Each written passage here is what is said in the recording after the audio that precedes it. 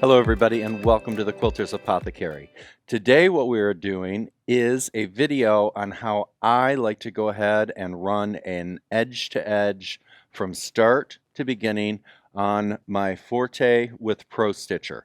Now it's going to be exactly the same if you have an Amara with Pro Stitcher or actually any machine with Pro Stitcher. I am running Pro Stitcher version number 537.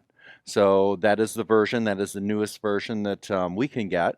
And so that is the one that I'm going to be running at this time. So what I'm going to do is I've already got the quilt loaded.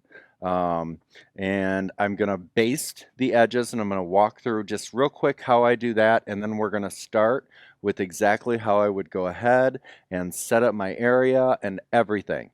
Also, on what you're going to want to check is we'll add a few video links that you can see what happens when I run out of bobbin or break thread, or to realign my design, and also at the bottom when I need to crop it out, because I'm always going to take it a little bit longer area wise because I want to crop it just because of the stretch. As you roll the quilt and you quilt through, I always like to make it a little bit bigger so I don't get down to the bottom and actually don't have enough design for quilt. So I always go a little bit longer, and then I will show at the bottom of the quilt how I like to crop it out. So we're actually going to start from scratch. Okay, so first off, what I'm going to do is I'm going to go ahead and we're going to turn on the power of the machine. I turn on the power of the machine twice. I do the first time to baste the quilt, and usually it takes me about 5 or 10 minutes and the machine is on. We're just turning on the machine right now. So you always first turn on the head at the back, and then what you do is on top of your tablet, then you turn on your tablet and listen for the beep. So once you hear that beep that you heard just a second ago on the machine, then turn on the tablet.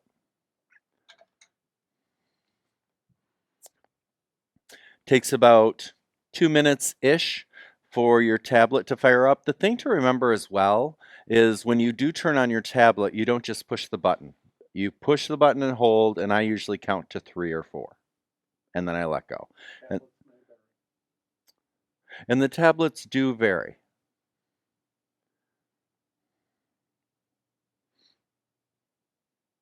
Firing up, firing up. Now, while this is firing up, let me say a few things. So when I said I'm actually going to shut down the machine once I get things basted, it's because a lot of times what happens, I have 3 machines running here with Pro Stitcher, and so what'll happen is I will baste one, I'll go to another one and baste that one, I'll go to another one and baste that one.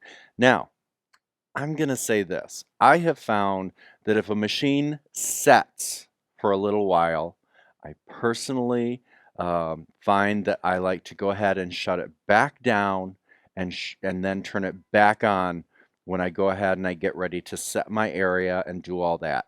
I never baste, let my machine set for anything more than 5 or 10 minutes, and then set my area and then start quilting. I always, at the beginning, want to start fresh when I'm setting my area. Now, I'm going to have a lot of people say, I never do that and I never have an issue. Well, good on you. I've had an issue where sometimes that I'll do it, and then what'll happen is I run into a motor error. I don't know why. I am not that guy that knows all those technical questions and answers, but I do know that once I baste, and if I wait longer than 15 minutes, once I turn my machine on to set my area, save my space, set up my design, and start quilting, that I want to then, before I do any of that, shut down my machine, tablet, and the back, and then restart. That's just the way I do it. And you can do it any way you want, or listen to anybody you want. Okay, so now we have that on. So the next thing I'm going to do is I'm going to go ahead. I've got my quilt kind of in place. I got a few pins, and I am going to go here to the screen, and we're going to talk a little bit about the screen.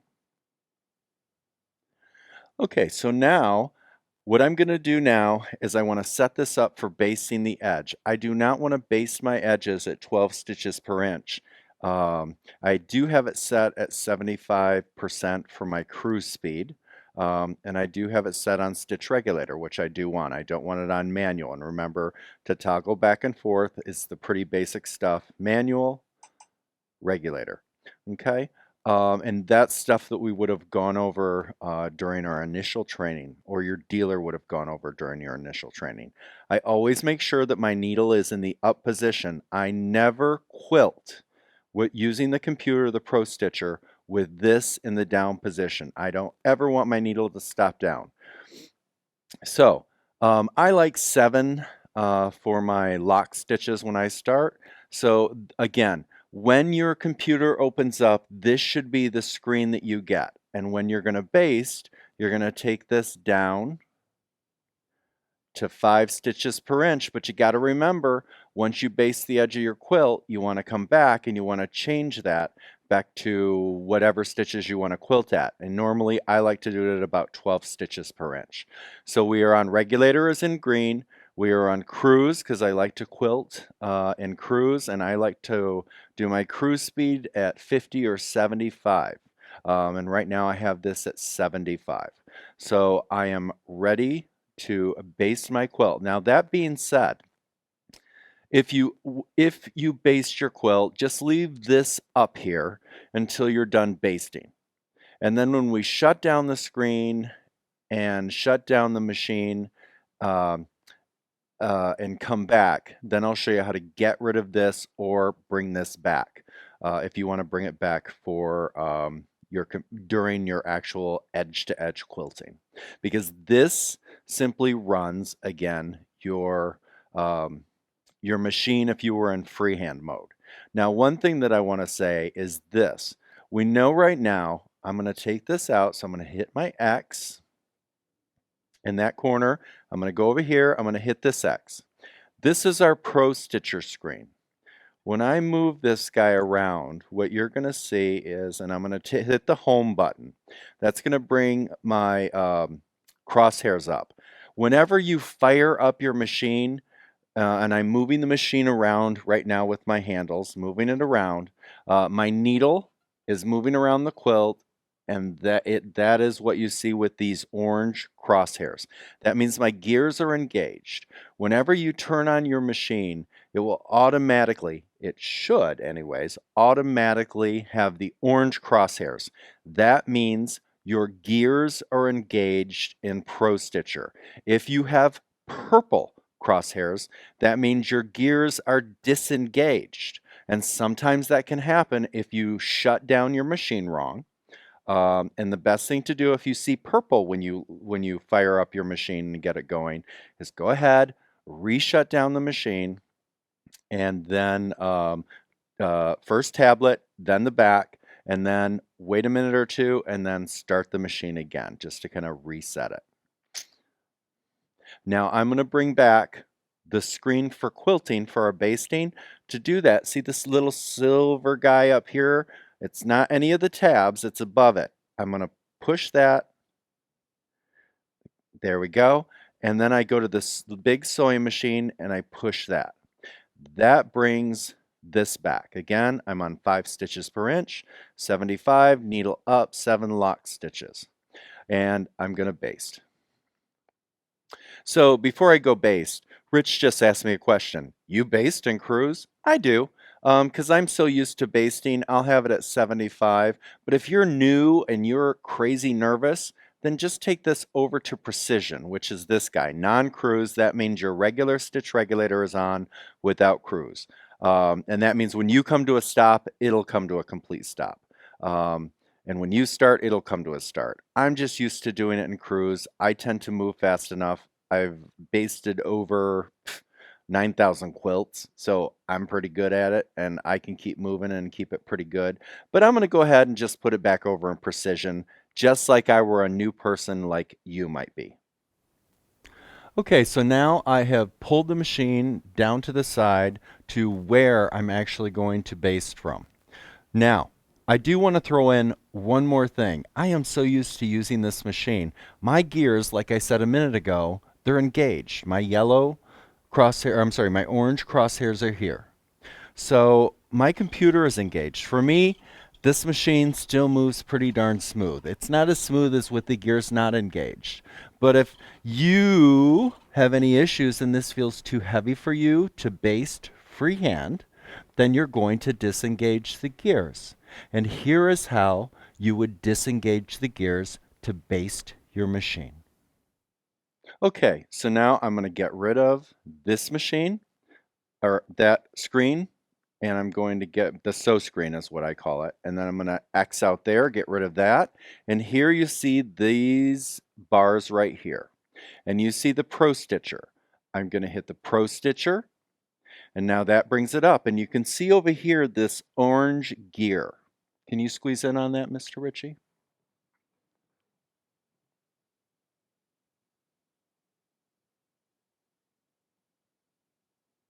Excellent.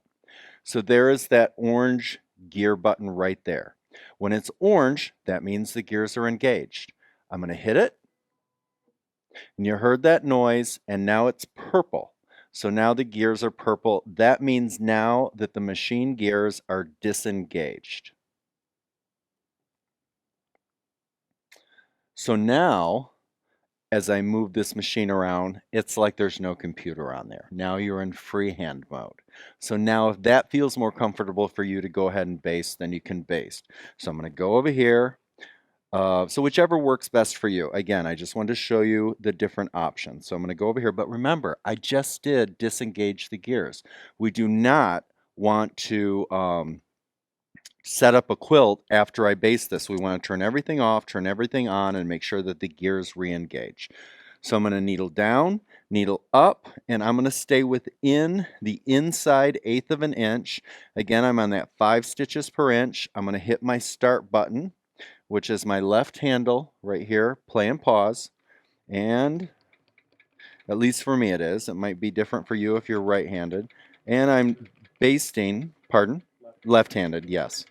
I'm basting at 5 stitches per inch. I'm staying right in there. Now, if I go off the edge of my quilt, I come back and I go ahead and I re-baste.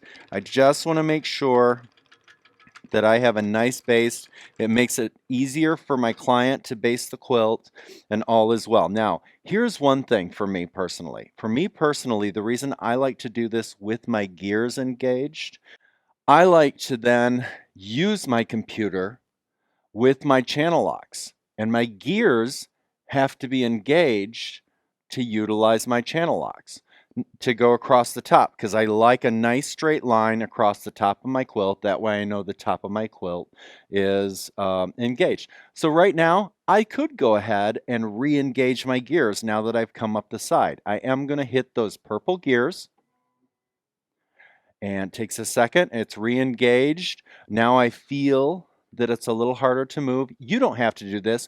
You could just go across the top with your gears unengaged. You could have a few pins in and take those pins out while you go ahead and work your way across the top of the quilt. That's up to you.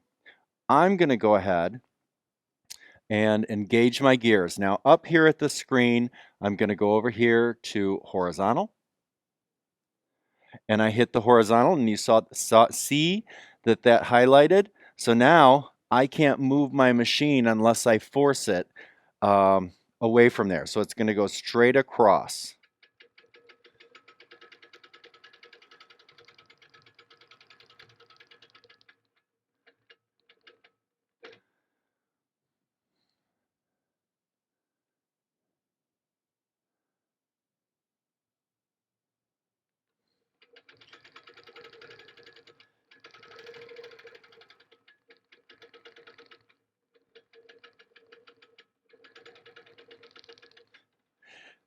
So again, as I'm working, I am pushing that fabric in. Now I don't want a lot of fabric up here. I want to take it to right about 1/8 of an inch. Now this is a little bit uneven at the top. I'm going to pull that. I roll it. I do not have my my roller here.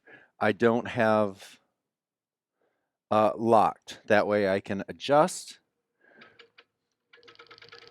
and baste my way across.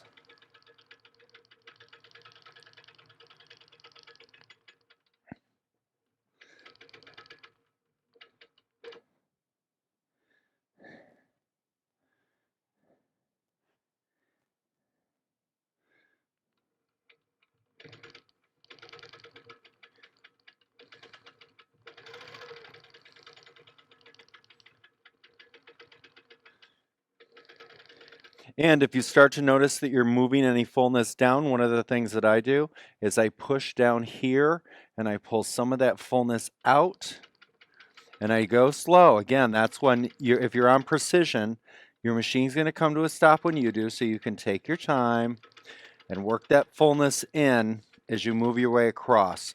And you're going to have a much nicer, straighter quilt. Also, I didn't mention it at first, but I always leave a couple inches there at top. Frankly, I would leave about 2 to 3 inches. Unless, now I didn't leave 3 inches on this quilt because I don't have a lot of backing. She didn't give me a lot of extra backing. She only gave me about 3 inches all the way around on each side. And I actually, on the sides, had to sew strips on.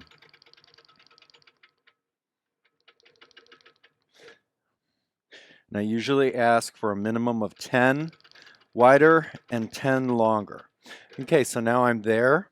Now, normally what I would do is I would go ahead and I would cut thread, and then I would go ahead and I would come down here, lock my stitches, and head up. Okay, so now what I'm going to do is I would take my channel lock off, and to do that, of course, I would just hit the green button, and that's going to release it. And now I am completely free again. And every once in a while, what I will do if I have a show quilt is I'll use the vertical and go down the sides. This is not a show quilt. We're not going to worry about that. I'm simply going to go ahead and I'm going to come down. But let me repeat, normally what I would do is I would start at the bottom of my throat space down here and head up because I want to push fullness in, but she does not have a lot of fullness in this quilt. Again, she's one of my more seasoned piecers, except for the backing thing. All right, so now we're done there. So now I'm going to go ahead, pull away, back, pick my thread up, pull away again, pull up my bobbin thread, and I always want to move away about 5 or 6 inches to make sure I have enough bobbin thread there when I go to pick up again. I'm going to go ahead, tug that, snip, and now I don't have any tails hanging down below. Do not just pull away and trim your top. You always want to make sure to pull your bobbin thread up, hold all of it. That way you don't have any tails hanging that are going to get caught in any gears down there. So now this is done. So now we'll talk about our next step. Okay, so before I do anything more, remember when I basted the top, I left this roller a bit loose. My backing roller was tight, but this is loose so that way I could pull up my top as I basted and to get that nice straight line. So now I want to go ahead and tighten this and lock it on the end. So now we're good. It's nice. I'm going to just kind of make sure my fullness is evenly distributed if there is any. And I always take a peek underneath and make sure there's no hammocking going on with the backing or any of that. So now we are totally ready to go. And our edges are basted. And now what I'm going to do is I'm going to come up here to the screen. And before we actually start quilting our edge to edge, I want to go ahead and reset. I'm going to go up, push that little silver thing there at the top. That brings this up. I push the big quilting machine. That's going to bring up this. And I want to take us back to 12 stitches per inch. Got to remember to do that. Otherwise, you're going to be ripping out a row of your quilting because you left it on basting. And then I'm going to go over here and I'm going to hit my cruise mode for my stitch regulator, which is this little guy right there. And again, I like mine at 75 or 50. Today I have it at 75. Next thing I'm going to do is I'm going to go ahead, I'm going to X out of there, X out of there. And now I just basted, and we also had lunch in the midst of all of that. So what I'm going to do now is I want to shut down my machine completely and reboot it so that then I can go ahead and set my area and start quilting our edge to edge. So I'm going to go up here and I'm going to hit File, and then I'm going to hit Shut Down, and then I'm going to hit Shut Down. That's going to shut down my tablet. And then I'm going to walk around to the back. And I don't have to wait until this screen is done. I have to wait till it says shutting down. But now I went ahead and I turned off the actual power on the machine. So the back button is off, so now the machine is completely off. Okay, so now you see my reflection in there. I'm going to go ahead. I shut this down. Now I'm going to restart it, and I'm going to start from scratch. I just had Rich turn on the back power button. You heard the beep. And now the beep, after the beep, I'm going to go ahead and we're going to hit this. 2, 3, 4. There we go. And now that's going to come back on. I have the Acer, which is one of the older tablets. Some people might have the Chewy. Is that what it's called? But there are a couple different tablets that Handi Quilter has used. There's a ghost in the machine. Look. There's a ghost. Woo! There I am. I'm on little TV.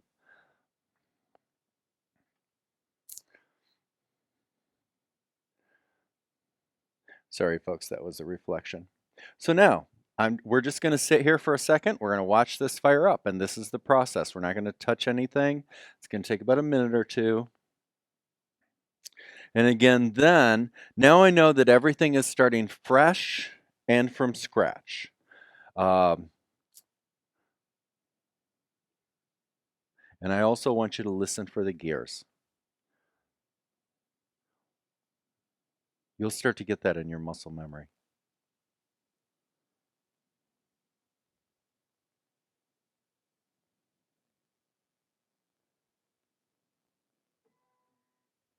Did you hear that? That is the gears engaging.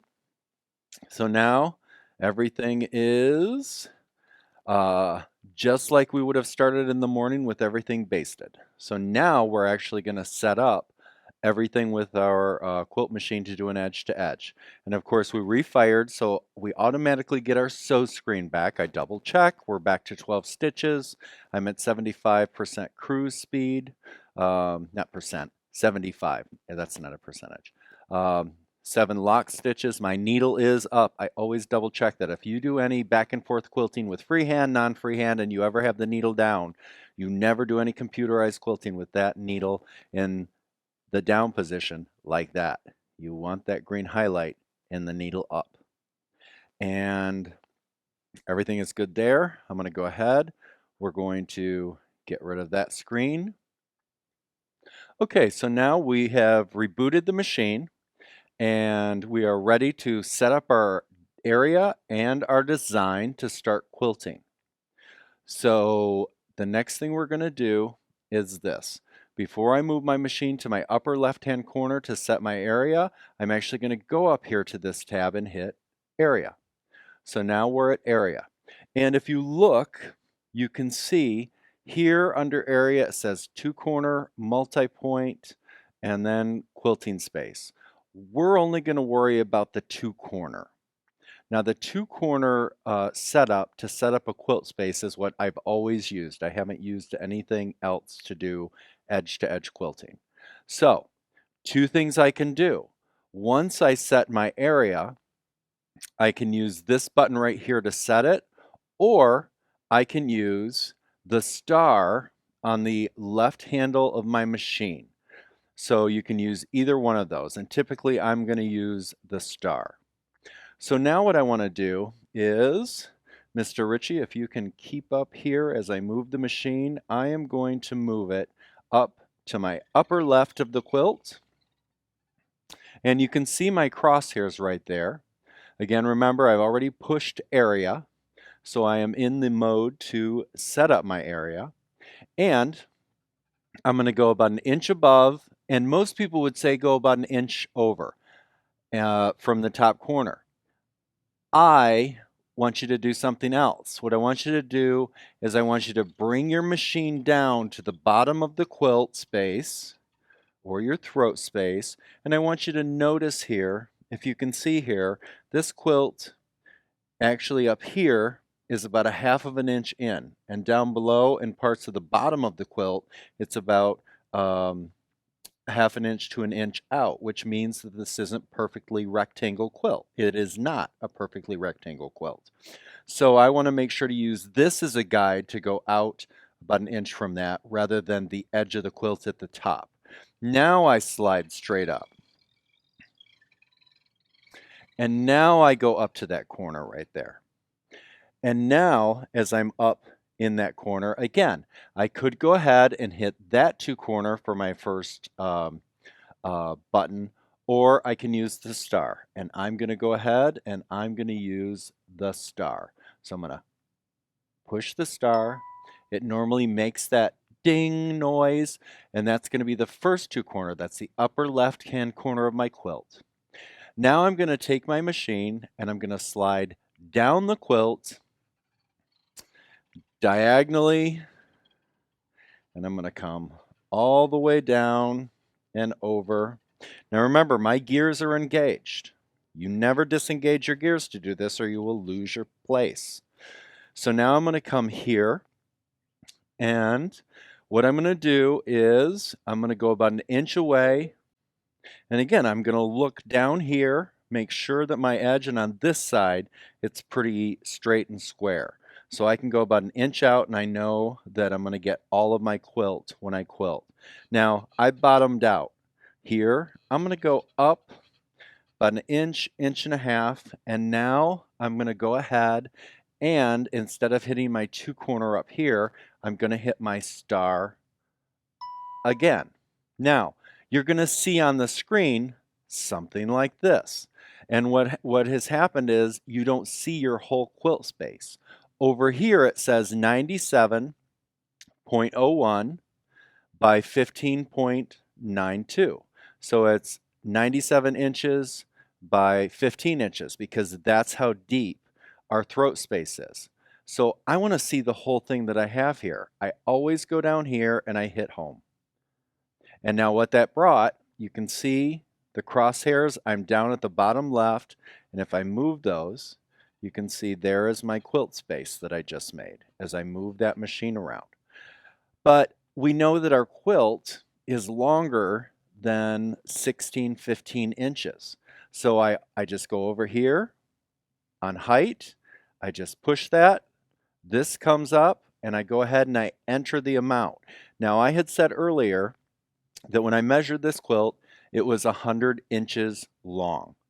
I'm going to add about anywhere between 5 to 10 inches. When I say 5 to 10 inches, this is a big quilt. If it was a 60-inch quilt, I might only add 5 inches. But since it's a 100-inch quilt, I'm going to go ahead and add 10 inches. So I'm going to put 110, so that's 110 inches, enter.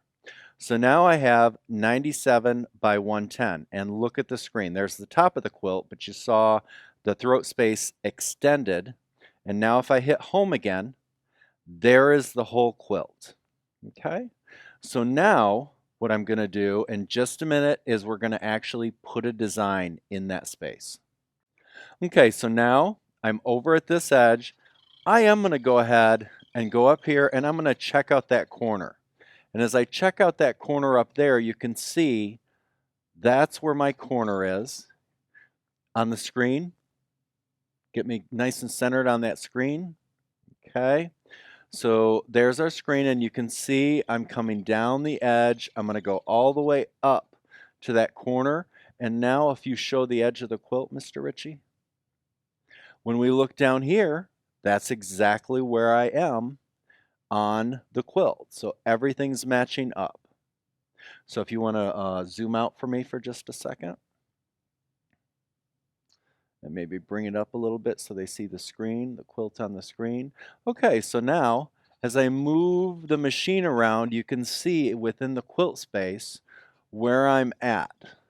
So you can see up here as I move around in that quilt, it's within that quilt space.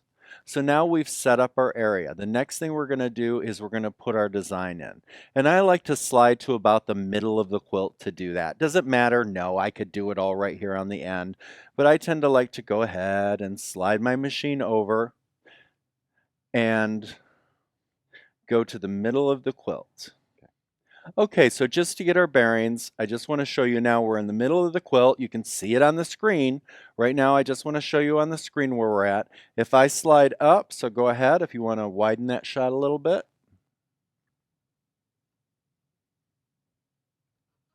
If I slide my machine up, okay, so there we are. We're right at the top of the quilt. So everything's even. And also, I do like to double check that to make sure I'm not going to hit any pins. What if I've stretched my leaders out? What if I have done something weird with the pins when pinning on the quilt? I always want to make sure that as I test that, I'm not going to hit any pins. Okay, so again, our area is set up. Our next step is going to be putting a design in. With our area all figured out, the next thing we're going to do is we're going to put our design in. Now she wants the design Seafoam by Patricia Ritter, and that is it. What's the name of the company? Urban Elements. Patricia does amazing designs. So go check them out if you'd like to pick this out. This is a favorite of a lot of people's, this Seafoam. So now, to put the design into the quilt, I'm going to go ahead, I'm going to go up here to File at the very top left. I'm going to hit File, and then I'm going to hit Design, and then I'm going to open my file. Now, if you've been quilting and you know you're going to do a design that you've done recently over the last few quilts, you can just push one of these because it keeps record on the way down. But in this case, I want to show you, instead, you can go into your file, and we have ours organized, and you can organize your files any way you want. But Rich has ours by designer and also alphabetized. So we're going to go to M to S. If I were A to E, it would show all the A to E designs. But I'm going to go down from M to S because the name of the design is Seafoam. I'm going to go over here to Seafoam. I'm going to push that. Oops, push that. Sometimes it won't read your finger. And now that I see that that's highlighted, I'm going to hit open. And so now it opened this design. Now this particular design, once you open it, it's pretty big. So this is going to fill up more than my throat space. So I actually want to resize it. So what I'm going to do is I'm going to go ahead and I'm going to shrink it down, because what I want to do is I want to make sure that there are that two will fit into my throat space as I quilt it. And if you only want one and you want it a little bit bigger, that's fine. But the one thing you also want to do, what if you did only want one? Let's say you were on an Amara or a 16. Well, what you want to do is, if you want to widen my shot a little bit for me, Mr. Ritchie. Okay. If I come down to the bottom of my throat space, okay, and let's look here. Let's go in and zoom in on that.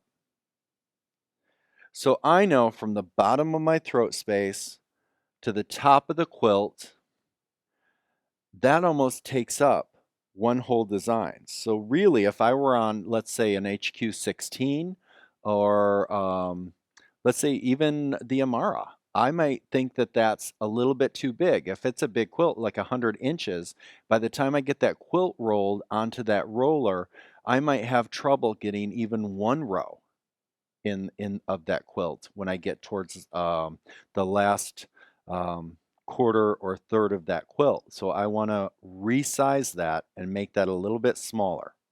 So the way to do that is to go ahead, because what you're doing is you're modifying it. So go up here and you see your tabs. You can see modify. I'm going to push modify.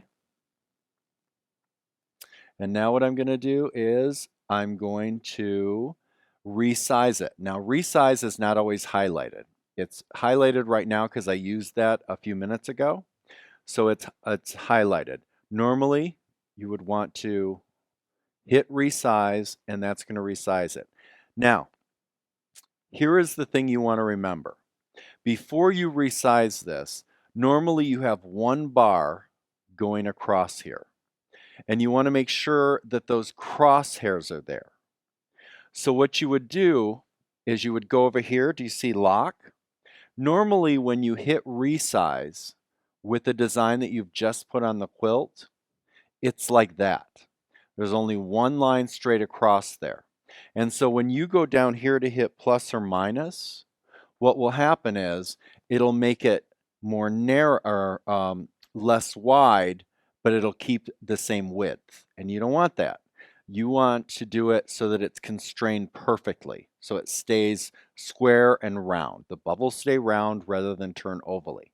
So that's when you're going to come over here and you're going to hit lock. You want to see that lock highlighted in green, and you want to see that purple and teal crosshair. So now I want to shrink it. So I'm going to go ahead, I'm going to go over here, and I'm going to hit minus, minus, minus, minus, minus, minus, minus. I'm going to push and hold. You can keep pushing it, or you can push and hold it until it gets to be about the same size, or the size that you want, excuse me. Push and hold. Okay. I like that size. My client on this quilt likes a little bit more dense quilting, so I'm going to move this up and over. I grab it with my finger, I keep my finger on the design, and I'm going to move it up to the upper left side of that. Now as I look at that, I can see that, yeah, I'm going to get 2 rows in there, at least for the first 2/3 of the quilt. But when I get down here and the quilt is all rolled up on there, I might struggle getting 2 rows in there. So I'm going to take it down just a little bit more in size. Now the other thing that I want you to see is this. Do you see around the corner here? And Mr. Ritchie, would you zoom in for me just a little bit up there? Right around the corner of that design within the quilt space, there's no quilting. And so that might be on the quilt top. Personally, I like there to be quilting on all of my quilt top. So what I am going to do is we're going to crop this. I'm going to overfill the quilt so it goes off the edges, and then we're going to crop it. So I'm going to grab it, and I'm going to bring it up, and I'm going to take it up and off the edge of my quilt. So I am off the edge, that side, and up at the top. Now I know I have an extra about 1 inch to play with up there, so I know I'm pretty good there at the top. Now you could take it up a little higher if you want, but I know that that's going to work well for me.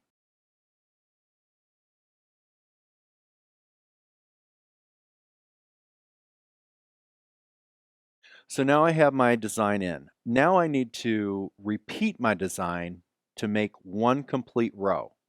So now what I'm going to do is I am going to go ahead and I'm going to hit repeat. I'm going to go up here to repeat. And then you're going to notice over here on the side of your screen, you're going to see vertical, horizontal. I'm going to go to horizontal. Usually if you're first starting out with the design, the horizontal will automatically be highlighted. But just double check to make sure that that's highlighted. And then here where it says repeats, you see minus on the left and plus on the right. You're going to go ahead and hit your plus. Plus, and to see how I added it, plus, plus, plus, plus, plus, plus, plus. Now I plussed until it went off the side of my quilt. So now it's overfilled. The next thing I'm going to do, which people are going to, many people are going to say you don't have to do this anymore with the new software. I find that I still do it because every once in a while I'll still run into a problem. We did 1, 2, 3, 4, 5, 6, 7, 8, however many repeats there. I want to lock all those repeats together. So I go over here to P, which is point to point. And once I hit that, that locks all of those together and it makes it one complete row. And you know that they're locked together and it's attached.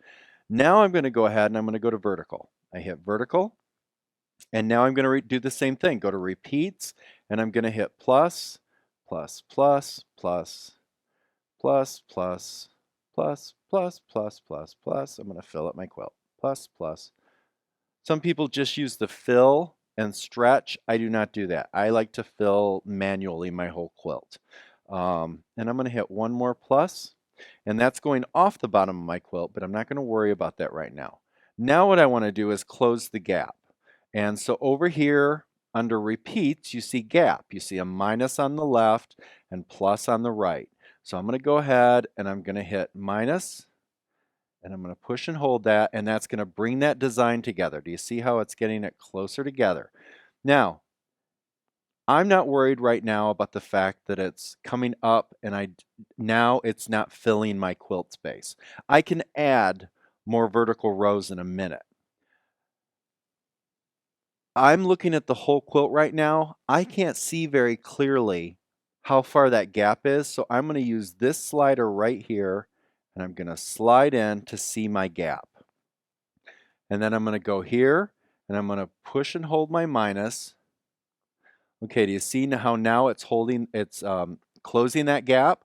Now it's overlapping here, and that's where you might say, oh, that's too close. But with this design, I know that it actually interlocks in there. So I still hit minus one more time. Okay, so see how now it's interlocked. Everything looks good there. Now, I want to see the whole quilt and what I have, so I go down here to Home.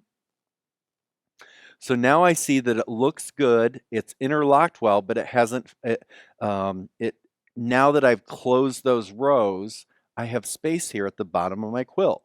So I go back to my vertical repeats and I hit plus, plus, plus, plus, plus, plus, plus, plus. Now my whole quilt is completely filled. Everything's good. So now what I want to do, now that I have filled my quilt, before I crop the outside, I want to baseline this design and turn it into a complete cohesive design. So instead of having 100+ designs in here, because each little section is a design, I want to turn this into one complete design. And that's going to tie it together. So I go over here and I hit baseline. Boom. Now once I hit baseline and it's highlighted and then it grays out, I now know that this design is complete. Now I'm going to use baseline again in just a second because we need to crop this and then re-baseline it to turn it into a whole new design. So now to crop around my quilt space, I am going to go ahead and I'm going to go back to modify. I'm going to go modify, and then once you hit modify, you see that crop is right below it. I hit crop, and then over here on the right hand side, you see where it says no crop. That's where it's at right now. And then you'll see outside, you'll see edges, you'll see inside, you'll see start, end. What you're worried about right now is the outside, because you don't want to crop the inside. That's your quilt. You want to crop away all the extra on the outside. So I hit outside. Now, you see how it just cropped that? But look at the little green dots. Those little green dots are jump stitches, where it's got to jump every time it reaches the end of the row because it's not completing the design. We just cropped it out. So I want to get rid of all those and make it a cleaner edge. So that's when I go over here then and hit edges. And edges, do you see how it just took all those away? So now what it's going to do is instead of jump stitching all of those, it's simply going to sew a straight line down the edge around each of those as it gets to that section of the quilt. So now I've cropped outside, I've done edges. So now, am I done? No, because now I need to redo baseline. Look, baseline reappeared. So now I want to hit baseline, and it just baselined this. You saw it go green and then you saw it gray out. So now this is one complete design. Everything here is done. So now we're going to save this design because God forbid I don't finish this quilt and then I go back in the morning after I turn my machine on. I need to have this design to be able to pull it back in and complete my quilt. So I'm going to go up here to File, File, and then here I'm going to go to Save. I hit Save, and I want to save my workspace. Workspace. And then this screen is going to come up and it's going to say this workspace. Now, this is where a lot of people will name the quilt. This says workspace 7456. Okay, so that's the name of this particular quilt that we just made. I'm going to keep that. I just keep it, but a lot of people will enter the name of the person that the quilt belongs to and save that because these save indefinitely, one after the other. So you can save workspaces for years. I just leave it as that, and then I go over here and I hit save, saving file.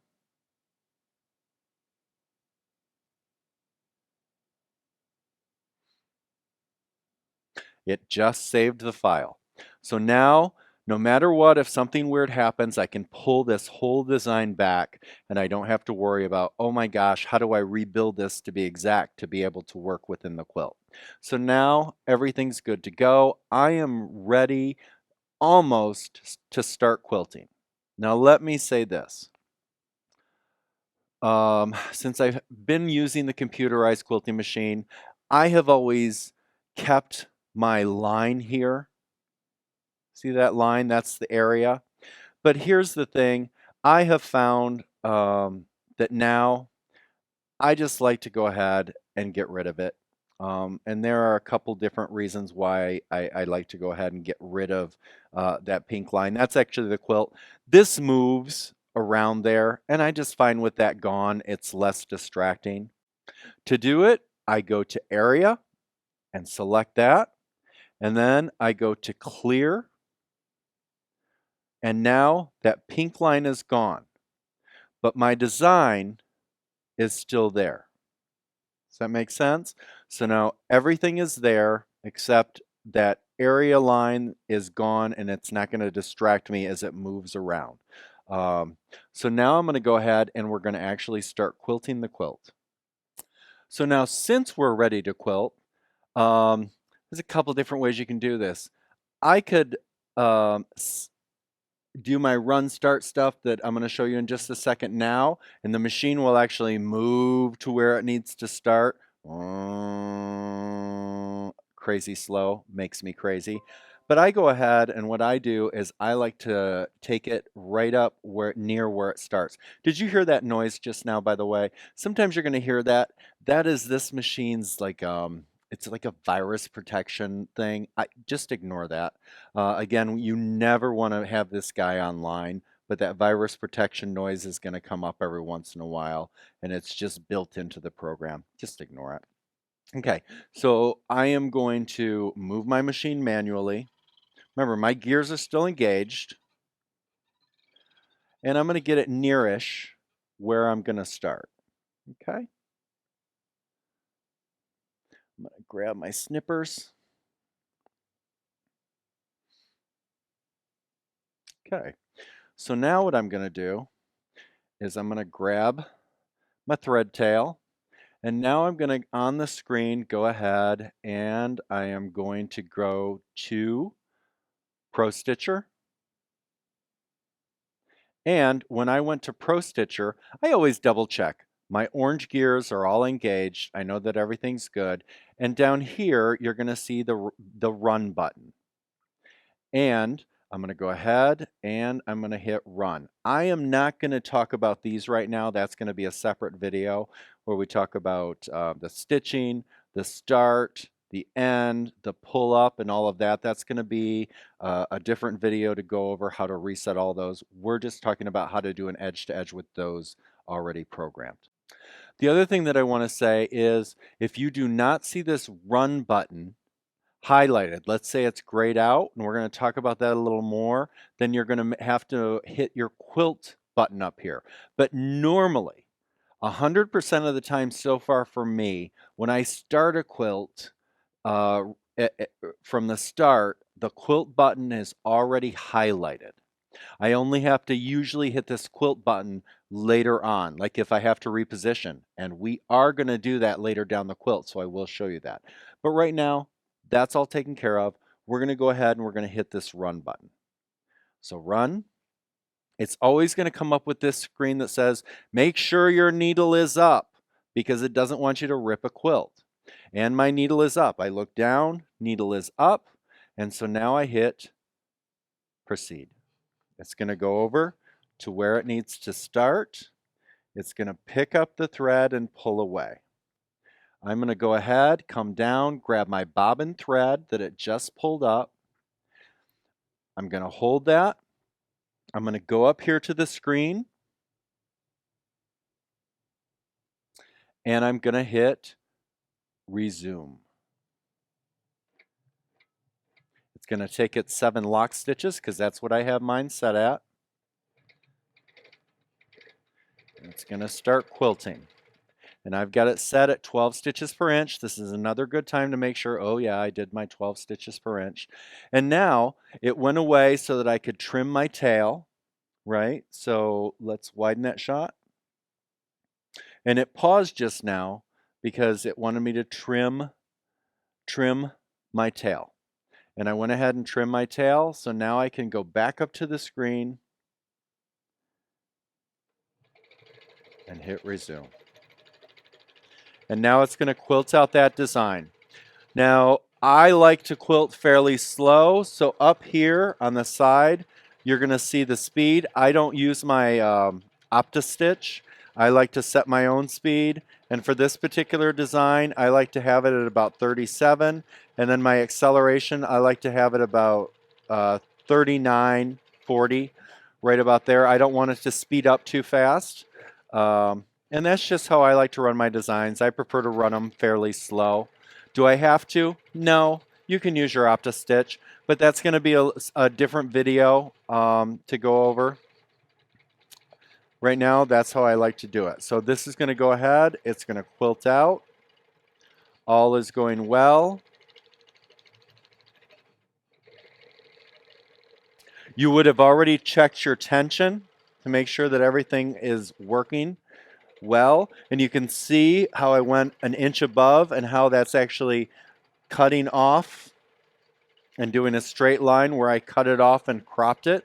And it's filling up past the edge so that there's quilting everywhere.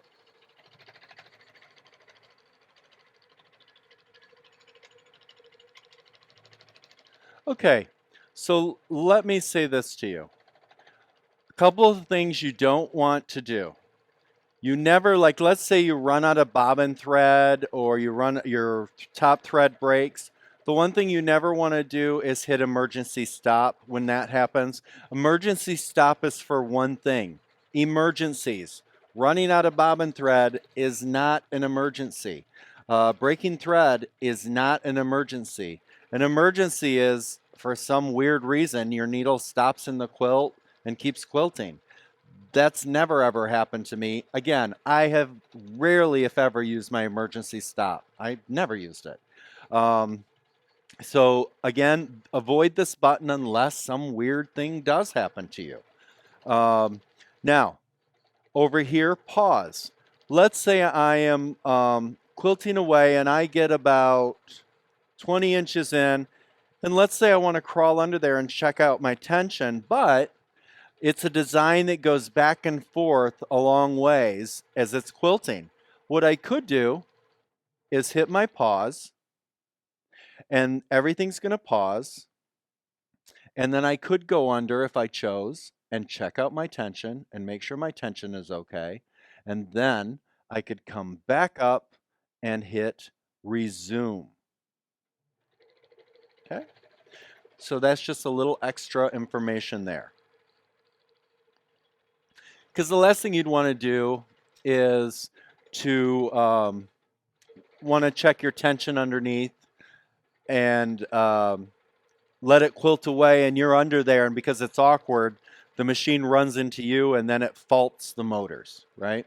So always hit your pause if you want to go under and check it.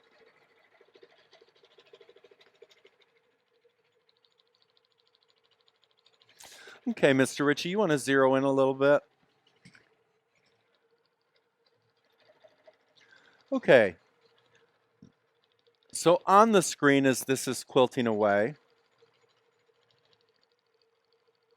you can see that what's happening is what's getting quilted highlights in gold. So that's going to keep doing that row by row. It's going to do each row separately. It's not going to stay highlighted on every row. It's just going to do that section. Now, if I break thread and then I restart, it's going to get rid of that highlight section, and you're going to see it highlighting from wherever you have to restart. So that's a little bit of extra information for you to keep in your head. But as long as nothing happens, and there shouldn't be anything that happens to you as you quilt away, that's going to stay highlighted all the way across so that you can see your progression of the design. The other thing, since you're new and watching this video, obviously, we're not going to go and make dinner while this machine is running. You don't want to do that. You don't want to go take the dogs out. You don't want to go. Rich is giving me the look because I do, but I'm not supposed to. Don't do that. Don't do what I do. Be better than me. So there we go. So you, especially for your first few quilts, like I'd say your first 20 quilts, keep right here near the machine. Get used to the sound of hearing if there's a thread break. I don't have my thread break sensors on. I don't love them because sometimes they'll misread and they'll say there's a thread break when there isn't. So there we go. So we're going to let this quilt, and then I'm going to show you how you're going to go on to the next row.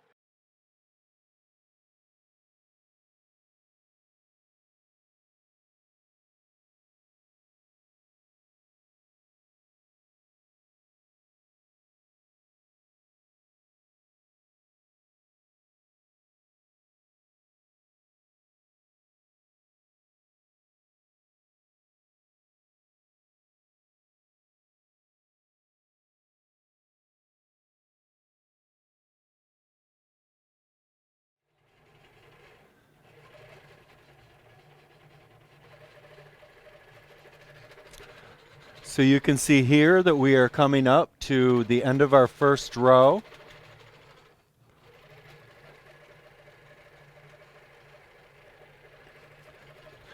Everything's going well. I adjusted the tension just a little bit. It wasn't quite perfect. It's good enough, but not perfect.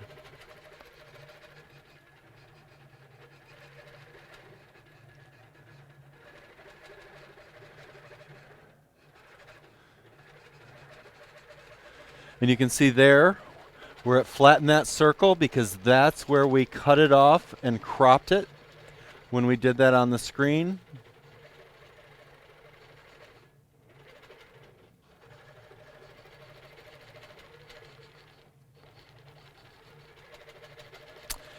And as this finishes this, what we're going to do is I want you to see on the screen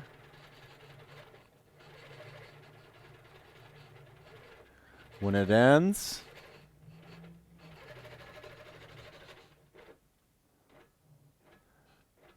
Takes its last lock stitches. And now you can see that the long jump pause appeared, and then also resume and cancel. Okay? So we don't want to hit resume yet. What we want to do is, of course, I am going to grab my snippers. I'm going to move away, grab the thread, come back, needle down, needle up, pull away, grab my thread, pull up, and I want to make sure to move at least 6 inches away so I have enough tail on my bobbin to start my next row. And then what we would do is we would move down to the other end, and it's up to you. I could, if I chose, hit resume, and I am able to do a second row before I would have to roll the quilt. So I could hit resume and the machine is painfully slow. Would go ahead and move down and across the quilt. But again, I like to go ahead and grab it and simply pull it over myself.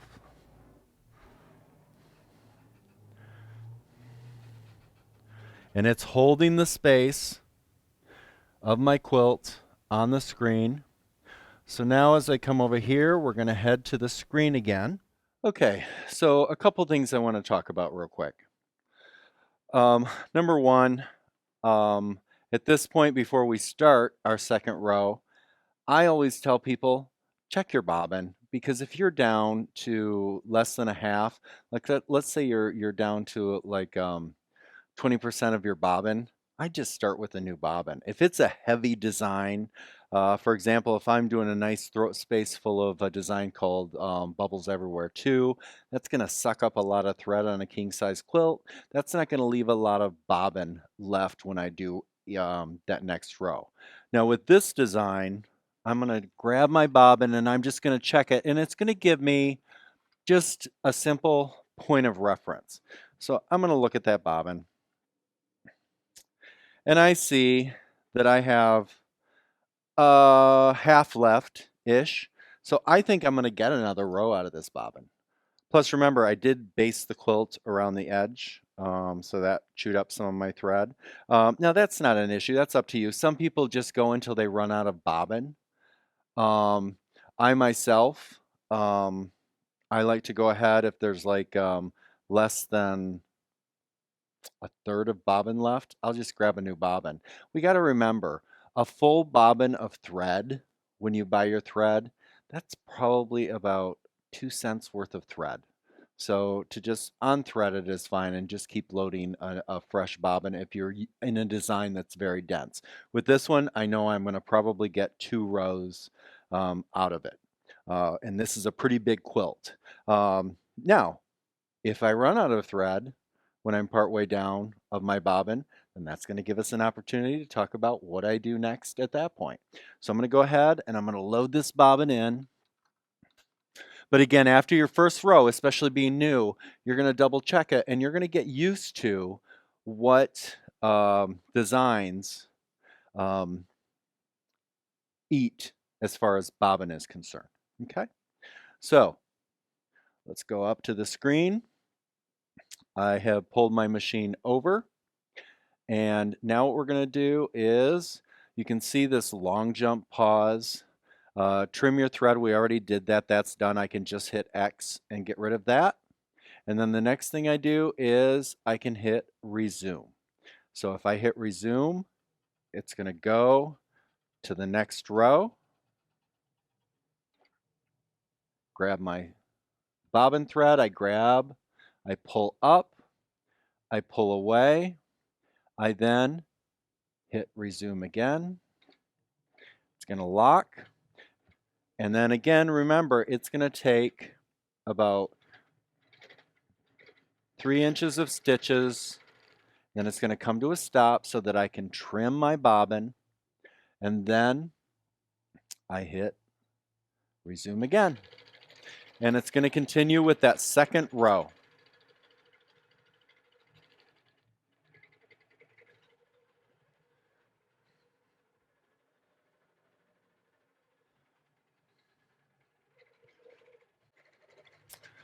So we're almost to the end of our second row. And the next row, we're going to have to roll the quilt. So as this finishes, we will then go ahead and I'll show you how to advance the quilt.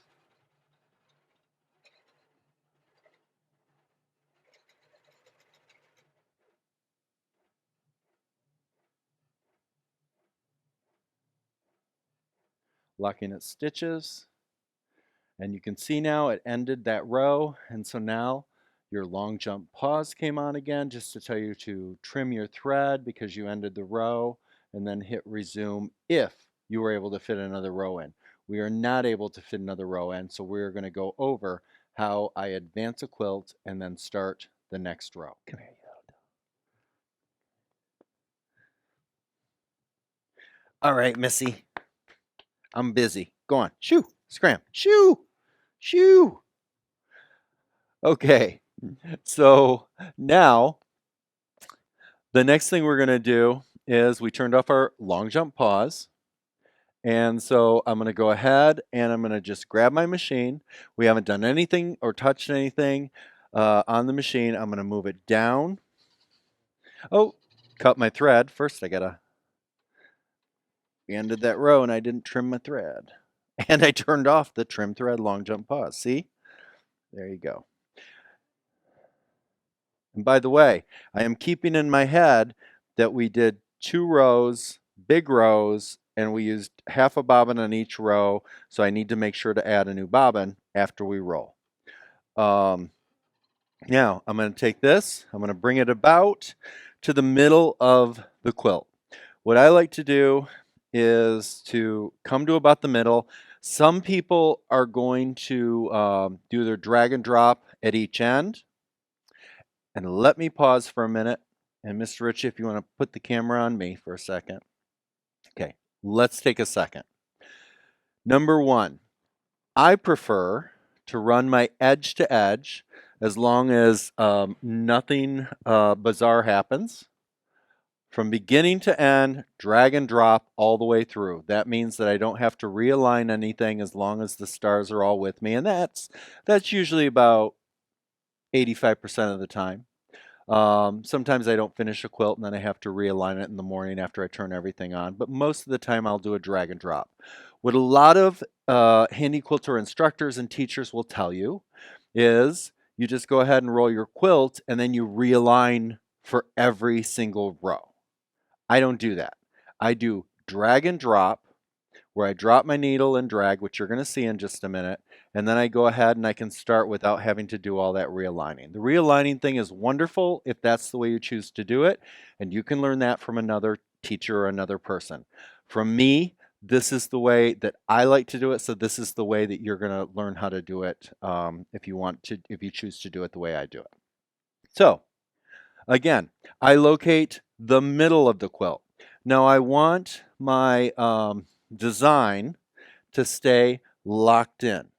So to have my design stay locked in, I come down to the bottom of the last row that I did. And of course, the bottom is not the bottom, because remember, this design undulates up and down. So I go to the highest point of the bottom, which is right here. Okay. And what I'll do, because I know that when I roll, my interlocking next row is going to go to about right here-ish. So I go just about a half an inch or an inch taller than that. And as scary as this sounds, this is the way I learned it. So that's when I go ahead and I go over to my needle up and down and I drop my needle. So I just drop my needle and then I go up to my screen. And now what I want to do before I roll my quilt is I want to go over here to drag. You're going to see the word drag because what that's going to do once I hit it, and make sure it highlights green. Sometimes you might hit the button and your finger doesn't read because of the temperature of your finger and it doesn't grab. So you want to make sure that it highlights green. Now, what this does, if you want to zoom out a little bit, Mr. Ritchie, thank you. Okay, so what this does now is when I hit that drag with my needle down, now when I roll the quilt, what's going to happen is it's going to hold the space of that design as the quilt rolls. So then once I do that, and then do my needle up and drop the design, then it's going to go ahead and it's going to continue on and I don't have to realign anything, if that makes sense. So think of it like this. A transparency on a projector, right? One of the old, what's those called? The projectors that you would project up. And then you would project it onto something. And let's say then when it's projected onto something, you go ahead and trace it. You got to keep both of those together. And so that's kind of what we're doing is we just did our drag, so it locked with our needle down. We're going to roll the quilt. It's keeping both of those things together. If we just went ahead and rolled the quilt, then what will happen is now everything's out of line and it's not going to hold its positioning. And then you have to reposition it to find the space so that the next row will interlock perfectly. So again, this is why I like to do this. So now I've done this. I'm going to go over to my side. I'm going to undo my clamps. I'm going to roll the quilt, needles down, and I hit my drag. And by the way, once you hit drag, then what's going to appear on the highlight is drop. But we're not going to worry about that until we roll our quilt, and then we'll go to the next step. So I'm going to go over here, and I want you to watch the screen while I do this. I'm undoing my quilt. I'm going to walk in front of the camera, undo that side. Okay. Now what I'm going to do is I'm going to have Mr. Ritchie get a shot as I roll my quilt of the screen.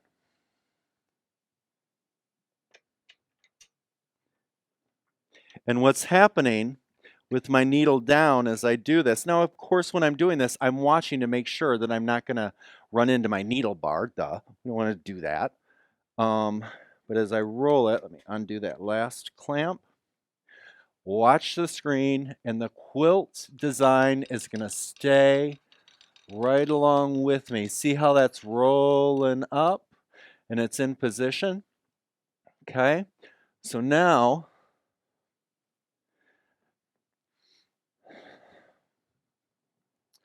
I'm going to go ahead and is this guy on? Yes, this guy is on. I'm going to go ahead and I'm going to tighten my backing bar and lock that so my backing bar is tight. I don't do anything yet. My needle is still down. I'm not messing with anything. And Mr. Ritchie, if you could do me a favor and zoom out on this camera.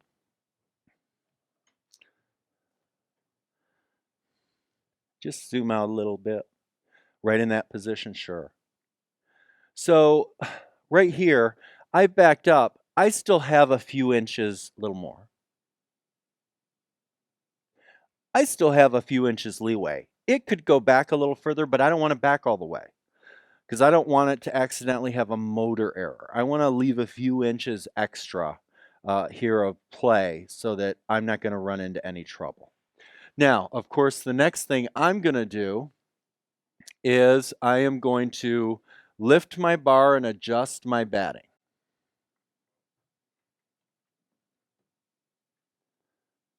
Okay, so I'm going to pull this out, put it up in the cradle. I'm going to adjust my batting. Now I haven't touched anything on my screen. My needle is still down. I want to do all my adjustments and prep work before I do the next step so that everything is still in place because it is still holding that position because we have that drag engaged. Now I'm going to go ahead, slide that in. I'm going to tighten that. I don't want to make it too tight. I always double check. Remember, we want it so that we can grab almost down to our first knuckle of our finger. If we grab further, that's too loose on the back. If we can't get the tip, that's too tight.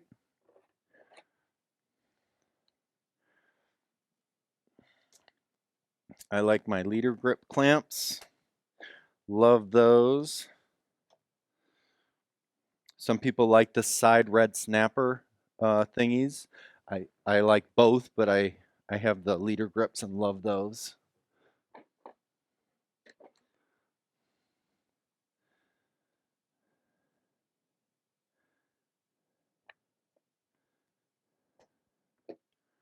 Okay, and so I've attached now my side clamps. So I've rolled my quilt, I smoothed out my batting, I attached my side clamps. The tension of my quilt is perfect. I am now ready to move on to the next step. And the next step is big time important. You don't want to screw this up, trust me. So pay attention.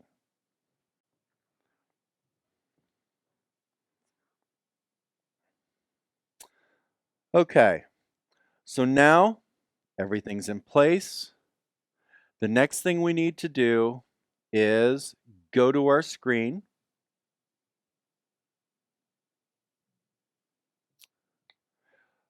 We moved everything together.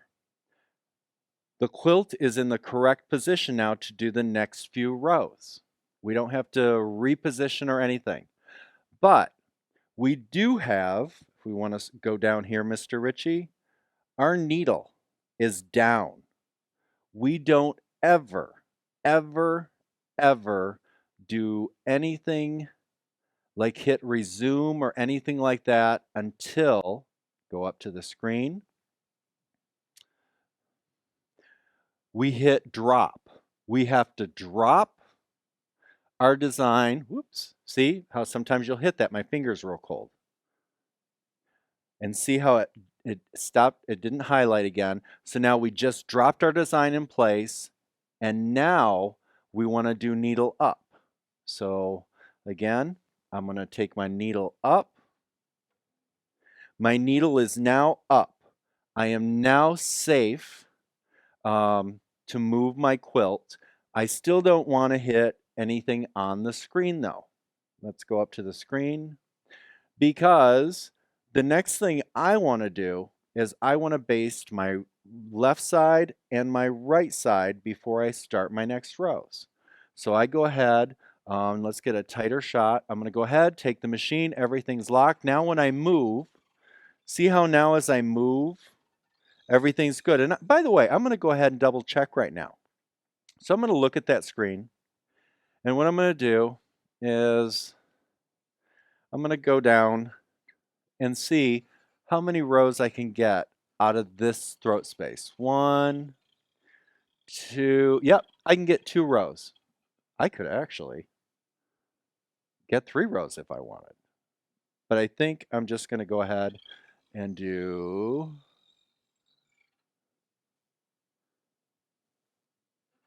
yeah, I'm just going to do 1, 2, well, I could do 3 rows, but I'm going to do 2 rows.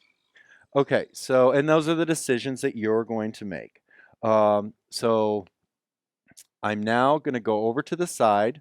Again, my gears are still engaged, so as I'm moving, the screen is still holding the space. You can see how it's taking me over to the edge of the quilt that we have up on the screen. So now I'm going to go ahead and I'm simply going to do needle down, needle up, and yes, I am going to go from top down even though I normally go bottom up. Top down. I'm not going to change it. Once I do my main basting up and over and down my first time, I'll usually then keep it at about 12 stitches per inch unless I had a quilt with a lot of fullness. And then I would go ahead and I would take it to 5 stitches, because again, the more stitches you baste down the side, the more you're going to push fullness into one area. Okay, so now I'm going to pull away. Then I'm going to go ahead and I'm going to go over and I'm going to baste the left side and do what? What do I still need to do after I baste and before I start? You got to remember, change your bobbin. I'm going to head over. I'm going to baste, and as I baste, Mr. Ritchie, would you do me a favor? I left all of my bobbins over by the bobbin winder. Would you grab me a new bobbin? I like to wind my own bobbins.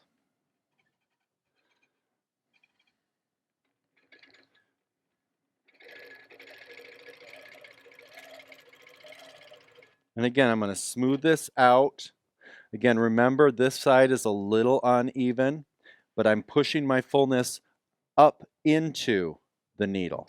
I'm not pushing all my fullness down toward the bottom of the quilt. I'm working it in consistently throughout the quilt so that I don't get to the bottom and end up with 8 extra inches and end up with a frown at the bottom of the quilt. Okay, so there we go. Thank you for the bobbin. Did you hear that? Thank you for the bobbin, because you got to put that new bobbin in. Even though in a few rows, we're going to run out of bobbin on purpose, because I want to show you what I do when that happens. And we'll actually have that as well on a separate troubleshooting video, and it'll be titled When I Run Out of Bobbin. Okay, so like I have 1/8 of a bobbin there. I'm going to pull that off and throw that right in the trash. I used to save all those and use them for my binding, but then I'd run out of bobbins. Um, and I have a lot of bobbins. No, I don't. Like I said, that's a gazillionth of a penny worth of thread. So I just change my bobbin. And again, remember, I grab my thread, I give it a tug to make sure it didn't get caught on anything. Get my snips in my hand. Make sure, you always want to make sure you do not leave anything on your quilt space. You want to check for old bobbins that you might have put up there, your snippers, any pins, anything you might have left on your quilt before you start computer quilting, because we all tend to walk away and not see everything for a minute. Okay, so now I've got everything in place. Everything is basted. I'm ready to start again. I'm going to go ahead and I'm going to hit resume to start my next row.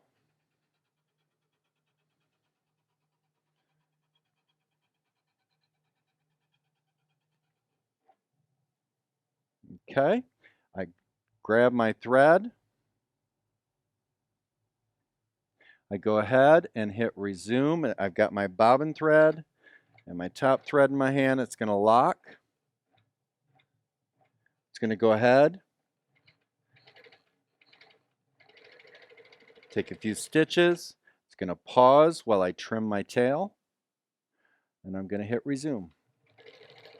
And now it's going to do that next row. And so that is how you go ahead and advance your quilt using the drag and the drop. And that's how I like to do it. The thing is, you have to make sure that you do not leave your needle down after you drag. You want to make sure that when you hit your drop, that you then pull up your needle and then go baste both sides, and then go ahead, bring your machine over here and hit run. And that's how you do it. Okay? So I'm going to let it go ahead and do the next 3 rows. And then what we're going to do is I'm going to bring you back when I run. Actually, what I'm going to do first is we're getting late into our evening. So I'm going to let it finish this row, and then I'm going to shut our machine down. And then what we're going to do is in the morning, we'll pick up and I'll show you how to reposition it and start it again if you stop in the middle of a quilt, or let's say you lose power, how to bring that design back up and line everything back up and continue on. Does that make sense?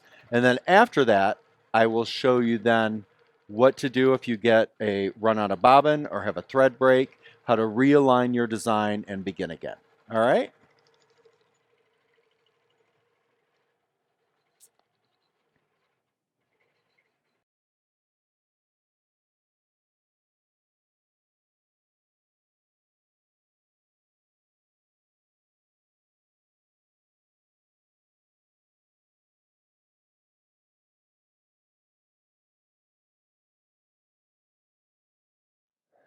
Okay, it is the next morning and I have turned on, or I'm getting ready to turn on the plug strip. So now the carriage is back on and it wasn't buffering all night. Again, that's something that we want to make sure we turn off at the end of the night, not just the machine power. And then I'm going to go ahead, turn on the machine power.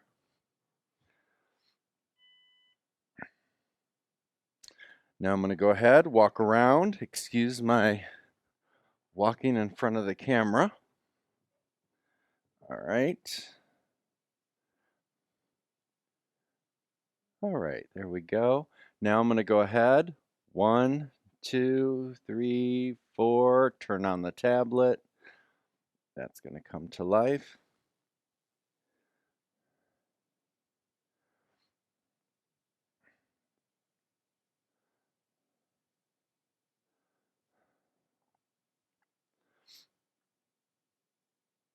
And by the way, you can see my reflection in there.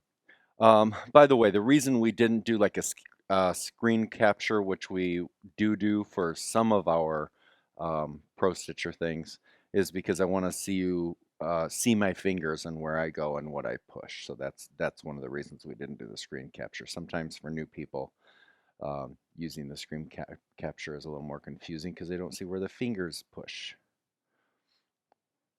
Okay, so it's firing up there.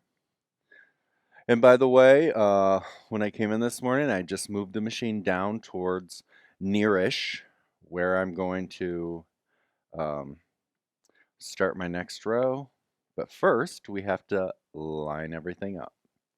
Initializing, and we want to wait for the motor. There we go. That was our motor sound kicking in. So now our computer is engaged and the motors are engaged. And again, it's always going to come up with the "so" screen to start with.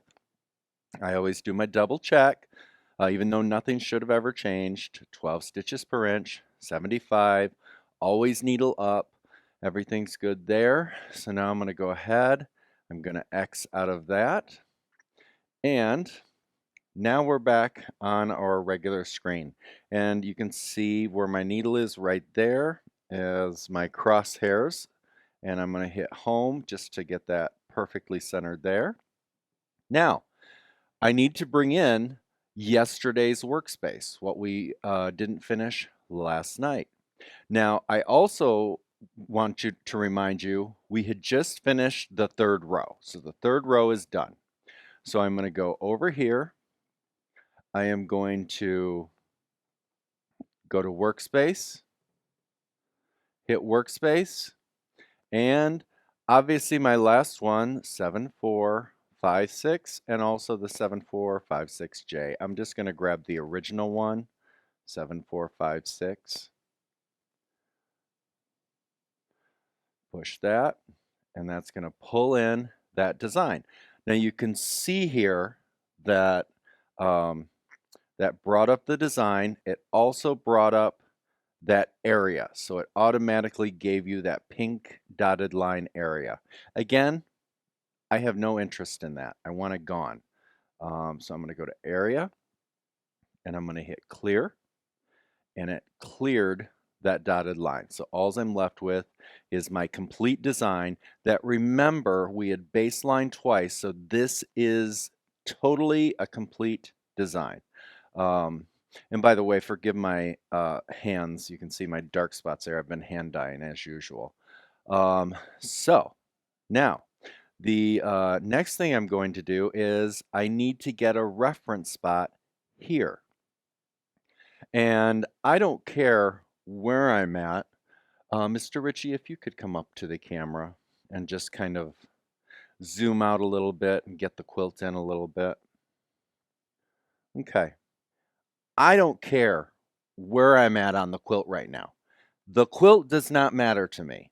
I am looking at the transparency like we were talking earlier when we lined everything up. The transparency right now is the priority to me. So what I'm going to do, there are two ways I could do this. And if you kind of want to move along with me, and I'll move a little slow, I want to get my crosshairs over to the beginning of row 3. Because then I can go and drag and drop it at the beginning of row 3.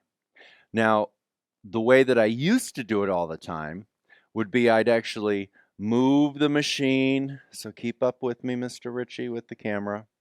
I'm going to move the machine and see the crosshairs moving. I could keep going. Now notice, if you can get a bigger shot, it's getting ready to go off the side of the quilt. So it does, again, sometimes you have to, if you do it this way, you have to drag, drop, drag the design over so that you can keep pulling it over until you can get to the point where you can line it up. That's the way I used to do it. I do it a different way now. So let me bring this back to center. So now here's the way that I do it now. But let me give you a few stipulations with this. Number one, you will have had to have done your baseline for sure the 2 times where you did it, where you first set up the design and then you did it after you cropped it before you saved it, which is your final baseline, which turned this into a complete design. You want to make sure that you do that. And also, when you see me do the next thing, you do it and get it in position and don't do that again. Once you get it into position, which is what I'm going to show you now, you don't do it again because you can mess up your positioning. So watch this. Let's go into the screen.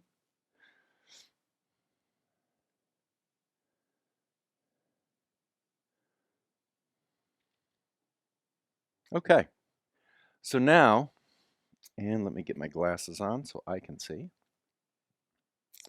I want to go to the beginning, my start spot of my third row. So I can use my finger, touch this whole design, and just move it on the screen. And move it nearish that green spot that would start the third row. 1, 2, 3. I am, but I need to find my third row.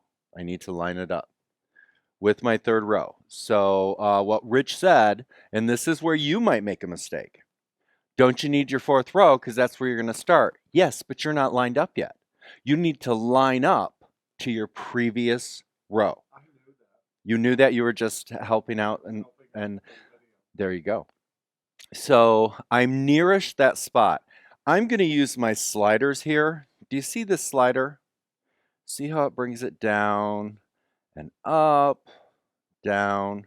And then this bottom slider takes it over and back and over and back, all of that. And then if you want it to get the whole quilt in, you would hit your home button. What I wanted to do just now is to get this position so that this bullseye where I have dragged that over to is in the middle-ish of the screen. I'm going to zero in with my zoom right here. And by the way, there is another zoom over here. I don't use that one a lot because I find sometimes that can mess me up a little bit. I prefer using this zoom. And you just kind of have to have somebody that uses the other zoom show you that one. I have found that one can be a little unreliable for me. Okay, so I'm just going to slide this back over because here's what I'm wanting to do. Here's my crosshair. Even though I got close when I did it, when it was a tight screen, now I really want to fine tune it. So now I move my machine. I'm not moving it on the quilt. I'm moving it on the screen. I want to move it until that crosshair is right on that start spot. You see that? So it's over on the start spot of the third row. Now that I'm right there, now I hit my drag, because what I'm going to do now is I'm going to drag that to the spot over here on my quilt that was my start of my third row that I did last night, the last one that I did. So I'm going to take that, and I want you to, as I drag the machine over there, I want you to watch the screen. And I'm going to take this home, and that's going to make it right there. It's going to drag this whole design with my crosshairs being locked, because remember, that's what drag is you're going to drag it to where you want it. So I'm going to drag that as I move the machine right to my start point, and I've got my laser. I am right at my start point, right here. Mr. Ritchie, you want to get tight on that spot on my needle. Zoom in as much as you can. Okay, so I'm gonna back up a little. That was my start spot. See where I snip my threads? So I'm gonna bring that down, and what I'm gonna do now is I'm gonna go back up to the screen.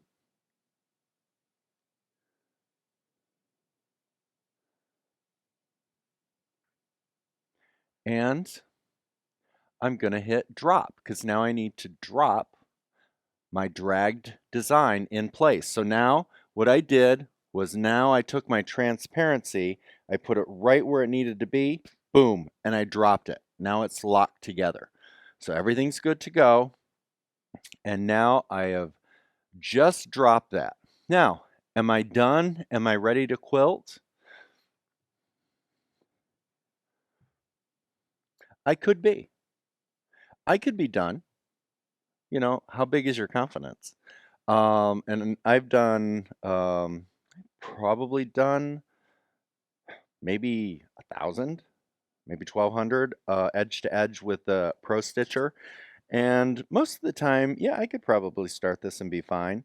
But what I'm going to do is I'm going to double check. I've dropped my design and I'm going to go down the machine with, I'm going to go down the quilt, excuse me, with my machine, and I'm just going to verify it with some other spaces.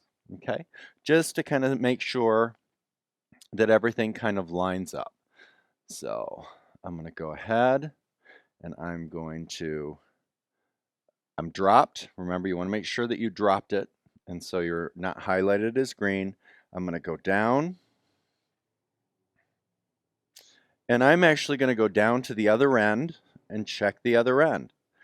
I see where that is. And you don't need to worry about this screen right now, other than what I'm going to do is the same thing that I did down there.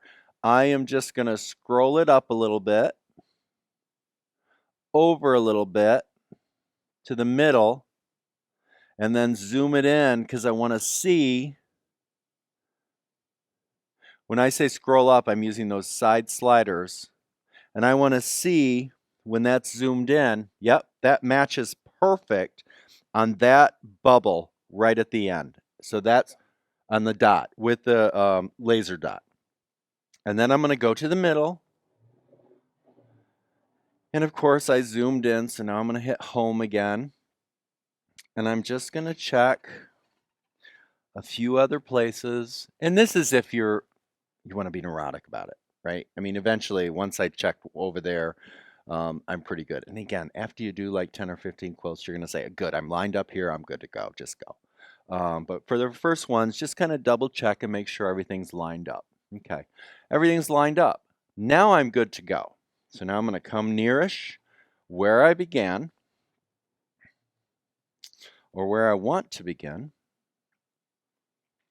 and I'll have Mr. Ritchie zero in on that screen.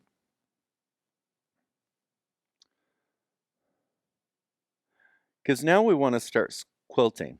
And if we can get kind of over here, because I want them to see that little thingy move. Okay. Always on the quilt, when you set up your quilt, do you see the X at the top? Well, that's where you started your quilt. And that X is going to stay there. That crosshair, that bullseye, that's going to stay there as you work through your quilt. It's going to stay right in that spot. It's not going to move with you, which I did not know before. Or it used to and it doesn't anymore with the new software. I don't know. But it doesn't move anymore. The only time this guy moves is when you do a new start and stop. So if you do a new start and stop, then that bullseye is going to move to where you have a new start and stop so that you know, okay, today it's going to start there. Because right now, if I hit run, if I go to Pro Stitcher, hit run, it's going to go, it's going to run into the bars because it's going to try to go up to the top of the quilt and start at the very top of the quilt and come down. Does that make sense? So you need to get that crosshair now on the next day down to where you want to be. So let's go back to the screen.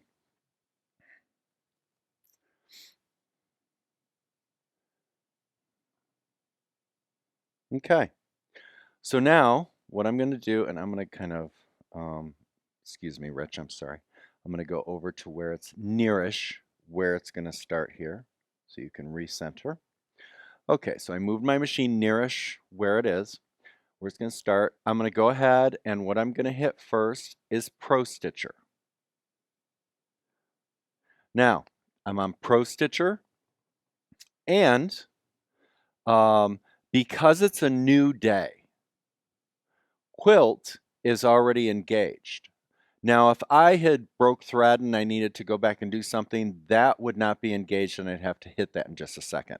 So keep that in mind for when we actually break thread. But because it's a new day, Quilt is automatically engaged. I'm going to go to New Start and End because we need a new start and end.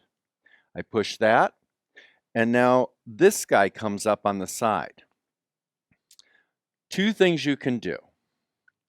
And you're going to see me use this auto down the road when we break thread if I'm in the middle of a row and I need to go back a little bit and realign and start in a different spot.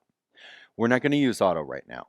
Because we're at the beginning of the row, I want to forward this bullseye to where I need to be on that row. And because we baselined this, if you hadn't have baselined this, when you hit forward or jump, it'll jump to each little jump point. But because we baselined it, all the jump points are the beginning of each new row.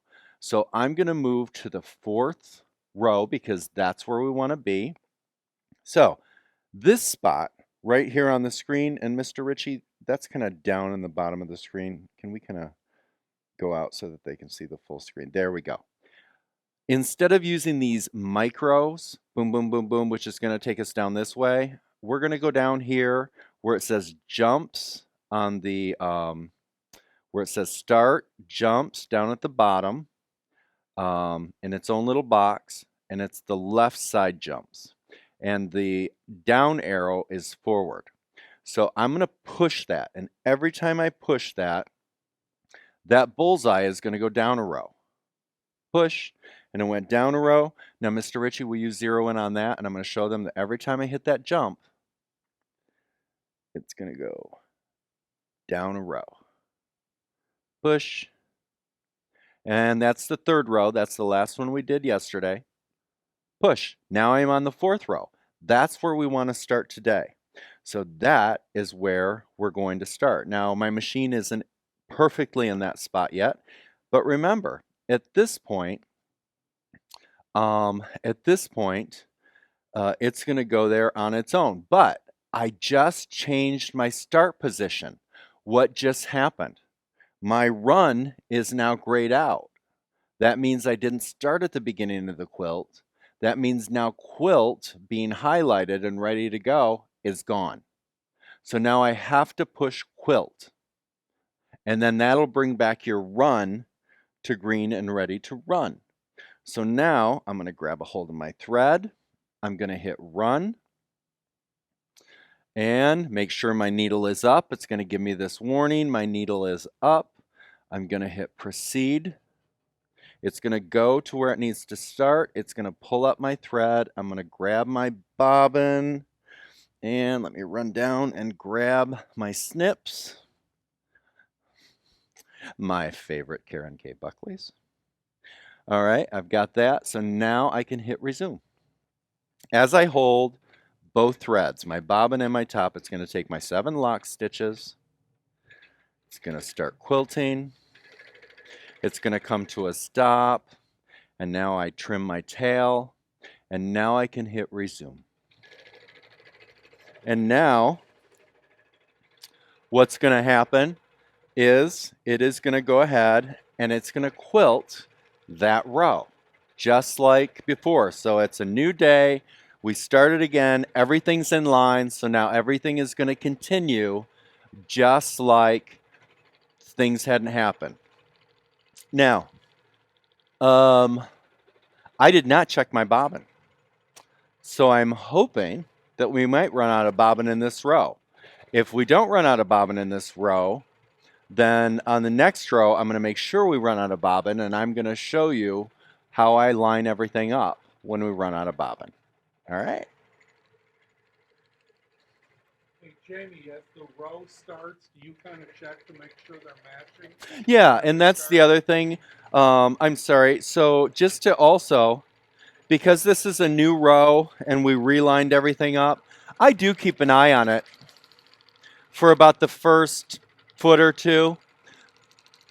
And I will tell you this. This is what happens to me once in a while with certain designs. Like, and there are some designs that I really like to tighten in real close when we do the gap closure. Bubbles 2 happens to be one of those because I really like it to look like the whole quilt is bubbles. Sometimes when I have to turn off the machine and turn back on the machine if I don't finish the quilt, sometimes I might have just a little overlap with one of the bubbles. I don't worry about it. I mean, it looks like part of the design. You kind of have to use your judgment, but if it's a lot, then you might want to pause everything. So yeah, keep an eye when it first starts whenever you would reposition anything, just to make sure that you're where you need to be. Okay, so now what I want to do, I paused my machine partway through this row on a light spot of the fabric, and there's a reason.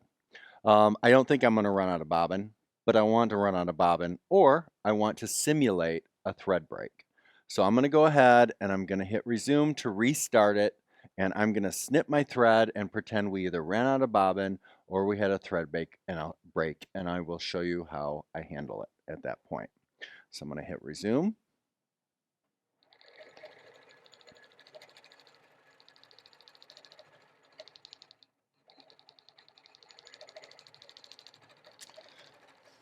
Oh, my thread broke. And sometimes you won't notice it and it'll go on just a little while. It's still quilting. Da da da da da. So I'm going to go ahead, once I notice it, I'm going to hit pause. Remember, never emergency stop, always pause. Now, once I hit pause, if I try to move the machine, all I did was pause it. It's still locked to continue that design. This machine is not going to move. To move this machine to reposition it back, once I change the bobbin and stuff, I would have to hit cancel. So here, I need to hit cancel. You want to zero in on that, Mr. Ritchie, so they know exactly what I'm talking about. So again, like I said, I hit pause over here when it was on, and then I'm going to go ahead and I'm going to hit cancel. Now I can move my machine. Now it's not locked into position for computerized quilting. So now I'm going to go ahead, I'm going to rethread my machine. If your thread would have broke, or changed my bobbin. And again, at this point, I'm going to have you go out a little bit. At this point, I can, the design is still locked. Everything's good. Not the machine's not locked, but the design is still, transparency is where it needs to be on the quilt. I can move this machine anywhere. So if you're new and you want to move your machine over to the end to check your bobbin or change your bobbin because you ran out of bobbin, you can go ahead and do that. And I've got enough bobbin there to actually finish this row. So I'm good there. Repop that in. Snap, pull my thread to make sure everything's good. And so now I'm going to go ahead and I'm just going to rethread, since I snipped my thread to simulate out of bobbin or thread break.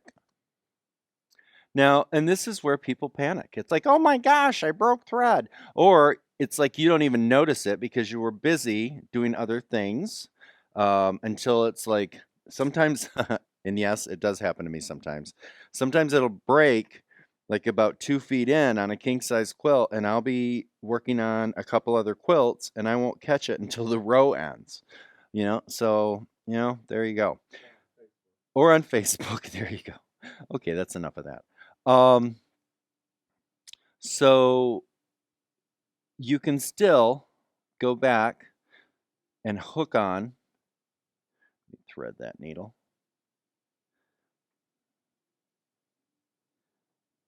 Maybe. There we go.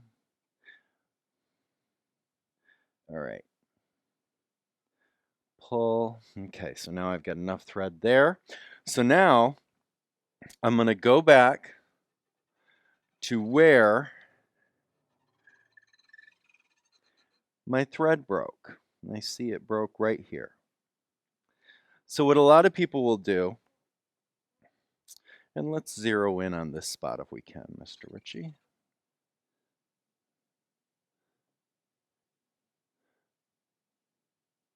My fingers, there we go, right there. Okay, so I went into this point, and as I came out of that point, that's when ran out of bobbin, thread break, whatever we want to say happened.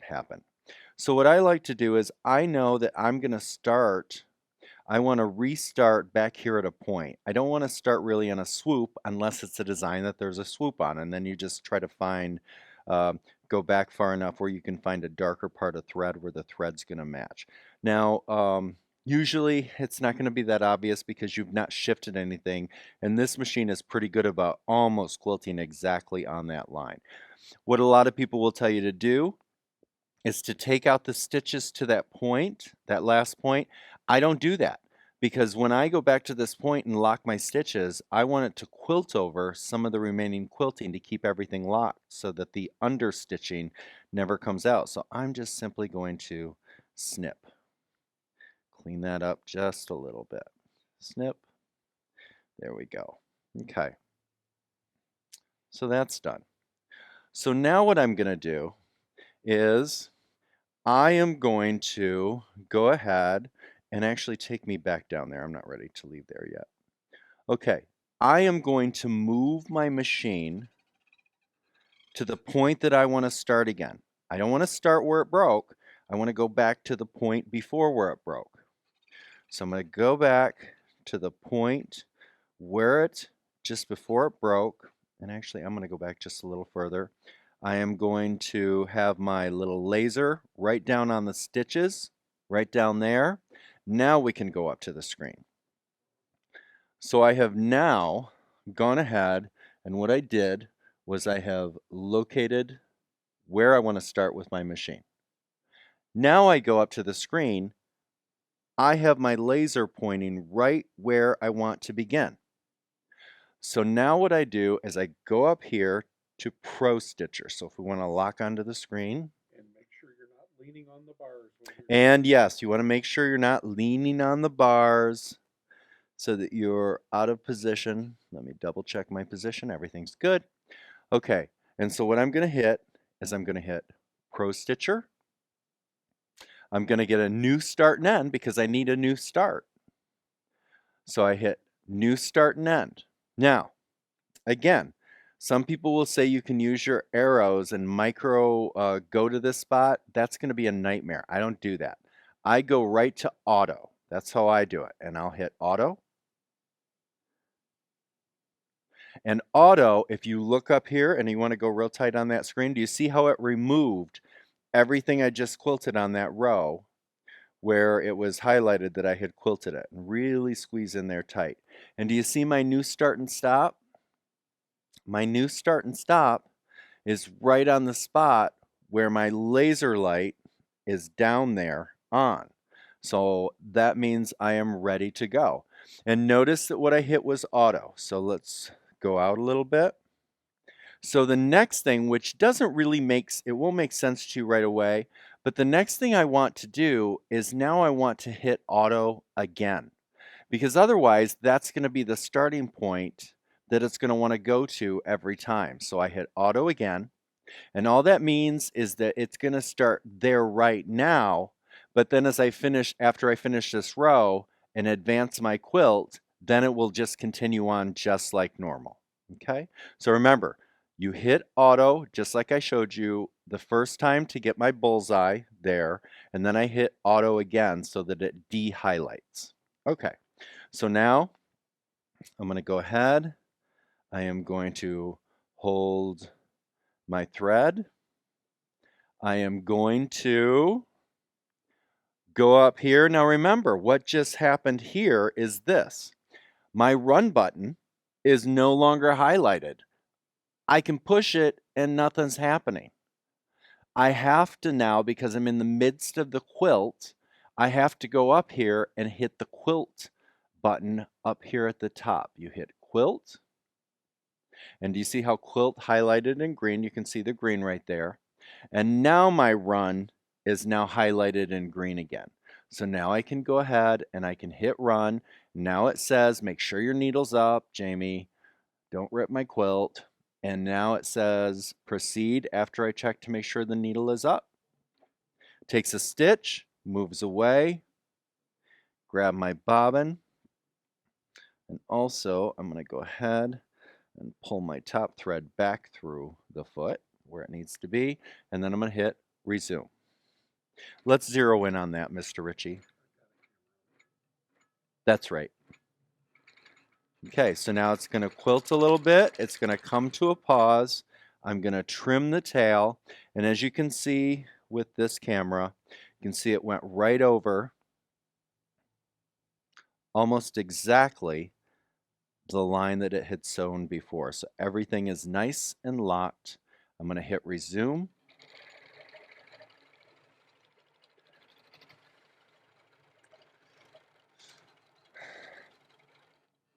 And now it's going to continue on.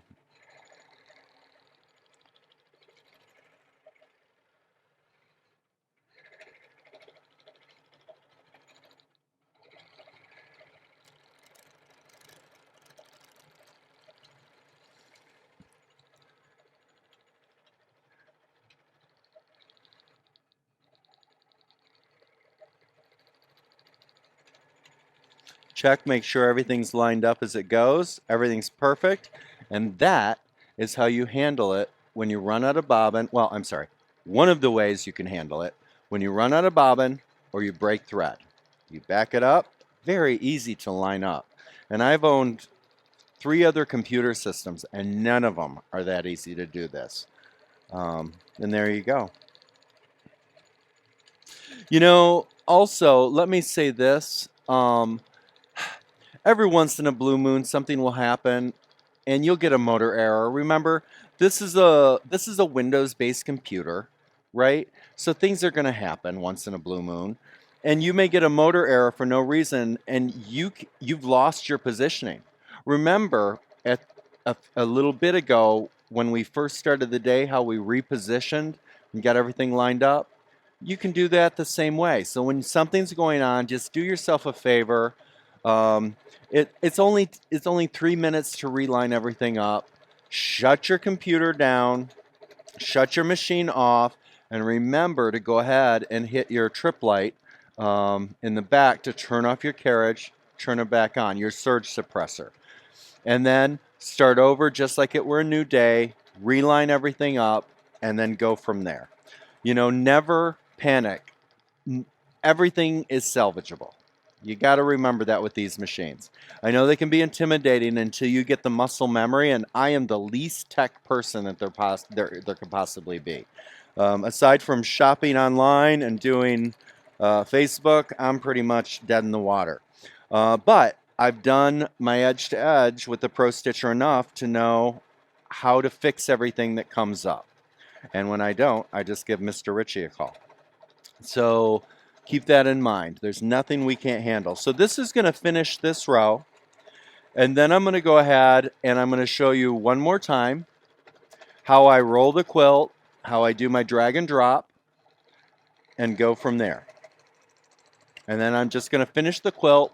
And then as we get down to the bottom, I will then come back and I will show you how I crop out all of that extra 5 to 10 inches of space that might be there at the bottom. Okay. Okay, so our row just ended. Grab my snips, move away, grab thread, pull back, take a single stitch while I'm holding the thread, pull away again, pull up that bobbin thread, grab all 3 of those thread strings, make sure I moved away about 6 inches to leave enough tail for where I start next time. And now I'm going to go ahead and I am going to cut my thread. Now the thing I'm going to remember is that was just my 4th row. So on the next row, when I roll, I am going to need a new bobbin. So what I'm going to do is I am going to go ahead and grab a new bobbin. I'm going to set it below my quilting line over towards the middle where I'm going to be so that I remind myself to change my bobbin before we start again. So now what I'm going to do is I go ahead, let me bring that back over, Mr. Ritchie, if you want to zoom in me. All right. I'm going to get rid of my long jump pause. I trim my thread. I'm ready to go there. So I get rid of that. I do not hit run. I do not hit resume. I don't do any of that yet. We have to roll the quilt before we do any of that. So now I'm going to go again, just like we did before when we rolled.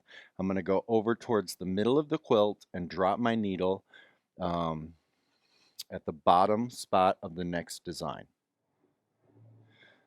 Okay, so I am in the middle of the quilt. I'm going to find I'm not going to go to the lowest spot. I want to go to the highest spot that's going to be quilted, because again, I don't want to roll past and have my machine run into that spot. I don't want to bottom it out on the back roller.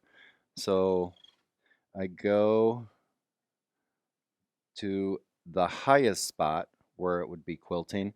I drop my needle. So the next step, once I drop my needle, I never hit resume or any of that business. I need to hit drag because I'm going to roll my quilt, which means I need to drag the design with the quilt. So everything, so the transparency stays with what it needs to quilt. So I hit drag and make sure that green highlights. Do not forget to hit the drag. You're going to do that a few times, and it's going to frustrate you because you'll roll your quilt and you'll say, crap, I didn't hit the drag. And that's when you're just going to have to realign it like you do at the beginning of the day if you didn't finish the quilt the day before. Okay, so, now I'm going to go ahead and I'm going to undo my clamps on both sides of my machine. And I like to take because I use the leader grips, I go close to near the bottom where it's going to roll up. That way it just kind of helps me. I'm going to go down to the other end here. I'm going to remove my clamps over here.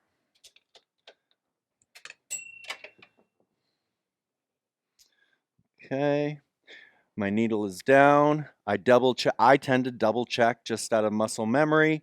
My drag I hit because that's highlighted. I'm going to grab that new bobbin so I remind myself and put it down here where I'm going to start. And I'm going to go down to the end and I'm going to roll the quilt.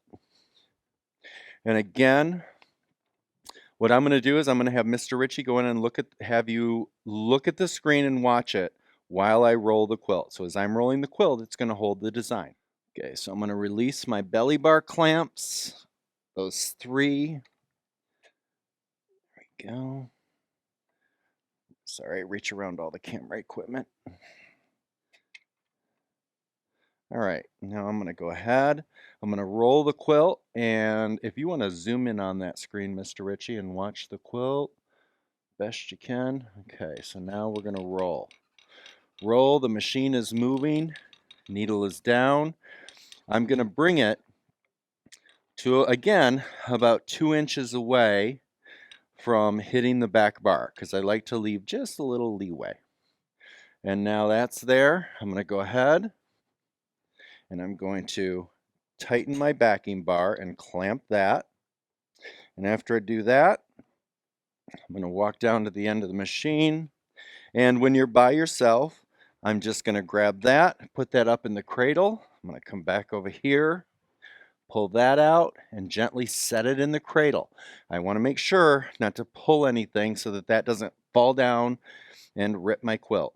And I'm simply going to smooth out my batting gently. Now remember, you can tighten this roll while it's sitting in the cradle. Look, trim any dark threads if you're on a predominantly white quilt with some embroidery on there. Line that up. And my batting is hanging down. I like to keep it up and off the floor. So I do like it in my batting net. I do have my dogs in my studio with me because I'm here for 12 to 14 hours a day. And I have a shepherd and a Dane. And even though we vacuum every day in here, I like to keep that batting up and out. Did you hear that? That was that virus protection again, that little noise you heard. That just happens, ignore it. Now, I've smoothed out everything. I'm going to go ahead now. I'm going to take one side gently. I don't want to pull too hard because I don't want to knock it off that other cradle. I put that in position. I come back down here, and now I'm going to put that in position. Make sure that you have your uh, gear lock in front. You don't push it behind. And then I go ahead and I lock that. I make sure that it's not too tight. I don't want to stretch or distort, especially if you have any bias. I'm going to go ahead. I'm going to put my clamps back on this side.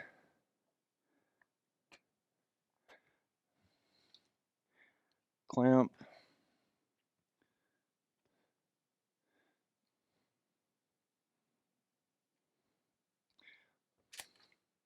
Go down to the other. And remember, I have not touched this machine at all. All I did was drop my needle, hit my drag, I moved the machine in position. I have not done anything else with this. This is not the time yet to go up to your screen until you get your clamps in place. Once you get everything in place, because see, you're wanting to hold your position.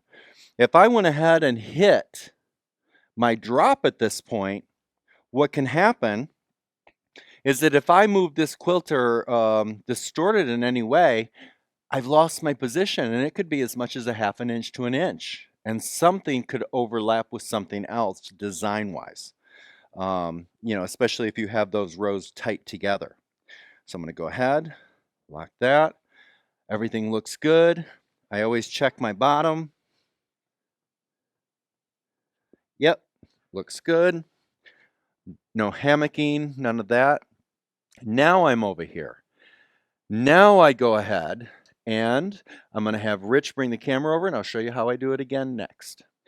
Now that we're over here, now what I'm going to do on the screen is I am going to go ahead and I'm going to hit my drop. And now the next thing I'm going to do, if you squeeze out just a little bit again, is I'm going to go ahead, and before I do anything else, we never hit resume. Why? Your needle is in that quilt. This machine will move with that needle in the quilt, and you will rip your quilt. You must do a needle up. You've got to get that into your muscle memory. And there you go. And again, that's one of the reasons why some of the people that you see that do videos train people to reposition their quilt every row they do, so that they don't have to do the needle down and the drag. I just found for me, I just like to do it this way. This works best for me, and I have burned it into my muscle memory not to forget to put up my needle. Okay, so now I've got my needle up. I still have my old bobbin. I do need to change bobbins before I start the next row. But before I do that, remember, I've got to go now to each side. Um, now that I've hit drop and everything's movable, the design is locked where it needs to be, and I need to baste both sides. Again, usually I like to start at the bottom towards my belly bar within that 1/8 inch and baste up. And I'm not going to put my 5, just like I said before. I'm going to keep it on 12 stitches per inch for this quilt. But if you had a lot of fullness here, I would go ahead and go into your sewing screen and put it on 5 stitches per inch to baste up the sides so you don't get all that fullness bunched up. But you got to remember, before we start quilting out our design, you got to change those stitches per inch back to 12. So that side's done. Now I'm going to go down to the other side. Let me get rid of my tails. Got a little fullness there, not a lot, but a little. I've got a new bobbin to put in. I'm still using the old bobbin because I still have a little thread in there to do my basting. I'm going to pull up.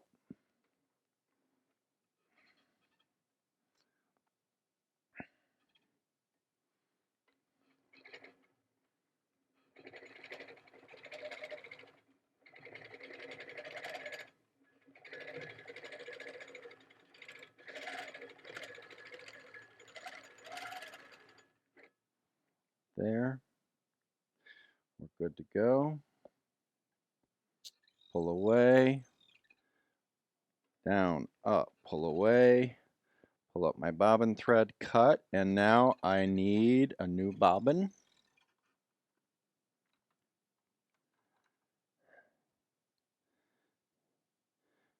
Yeah, that wouldn't make it even a quarter of a row. Put that in. line that up. Again, I always do that test. Make sure my bobbin flops up on its side, doesn't leave my hand. Thread off to the left side of my hand. I go under, find my spot. Hear that snap? Pull my thread. Everything feels right. I'm good to go. Now we're going to go up here to the machine. And we're ready. I should hit my resume button to do my next row. Hit resume. Machine's going to go on its own to the next row where it needs to start. Pull up my bobbin. Grab a hold of that. Hold it. Hit resume again. 2, 3, 4, 5, 6, 7. I like 7 lock stitches because 3 or 4 isn't enough. And then it's going to start sewing. Then it's going to pause so that I can trim my tail. And then I hit resume again. And now it's going to go ahead and quilt out that row. And I'm going to continue down the quilt exactly how we've been doing as we work through this quilt. When we get to the bottom, the only thing different is going to be I need to crop the bottom of my quilt. Okay, so now I am down to the bottom of my quilt. I actually have one full row that's actually going to just go just below the edge of the quilt, and then I have a partial row. On my screen, what I have is you can see that what I did was I used some partial bobbins up here. That was the last row that I did. So I have about 3 rows left. So we don't need all those extra rows. Remember, we always add a little extra, and then when we get down to the bottom, we go ahead and we crop it out. So I'm going to show you the crop in just a moment. And here is where I had run out of bobbin and rechanged it. That's why I only see a partial highlight. Okay, and we've already seen how to deal with that when you do run out of bobbin, and I did that intentionally to use up part of a bobbin. Okay, so next thing I'm going to show you is how I go ahead and baste across the bottom of my quilt here. So, of course, I'm a pinner, as most of you watching the video know, and I do have the YouTube video of how I load a quilt so that you can see that.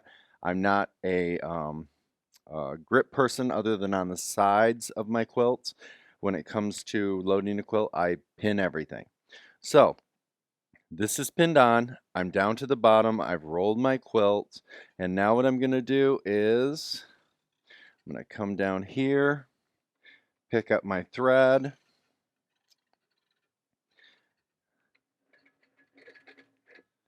get my little thread bucket handy. Right here, I'm going to take out about 5 pins. 2, 3, 4. The last one I'm going to grab, I'm simply going to fold this down like this, expose my edge. I've already basted down the side. I'm almost there to the end. Now that I've removed the pins, I'm going to go ahead and come down to the end there. And now I'm going to go straight across. Now when I do baste the bottom of the quilt, I don't use my channel lock. I actually follow the progression here. Everything is pinned on and stable, and it should be a pretty good straight line. So I'm going to trust my pinning to give me as straight of a line as I can. Now remember, as I do this, I'm going to hold this with my 2 fingers. That's how I do it. You're going to find your own method for this. And I'm going to pull that into the needle. Because again, I want to work in any fullness. If you have a lot of fullness as you work your way across, you would want to change your stitches per inch to 5 stitches per inch or put on your basting stitch. Okay, so now I'm over to the pins. So now I'm going to remove about 5 more. Remember, do it carefully. You don't want to take pin to bone. I've done that many times again, and then I'm just going to take this pin, pull that down. I'm going to do this all the way across the bottom. It doesn't take that long. It takes about a minute to go across the bottom of a quilt, and I just get as close to the edge as I can on the inside, pull my pin bucket over, and just continue basting and pinning and working that fullness in towards the needle.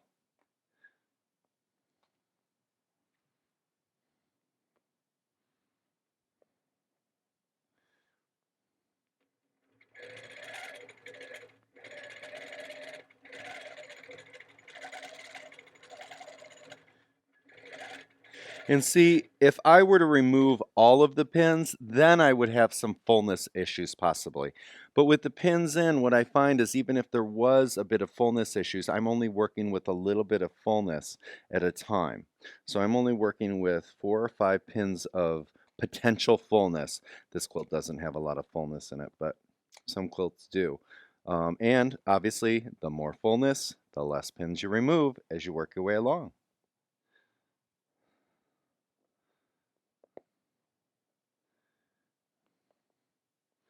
And by the way, there is no pins like the Handi Quilter pins. And I'm not just saying that to plug those. I have bought all sorts of discounted corsage pins, and I go through them pretty quickly. But once I started using years ago, even before I had Handi Quilters, these Handi Quilter corsage pins, boy, they stay sharp forever. I think in 8 years I've thrown away 2 pins.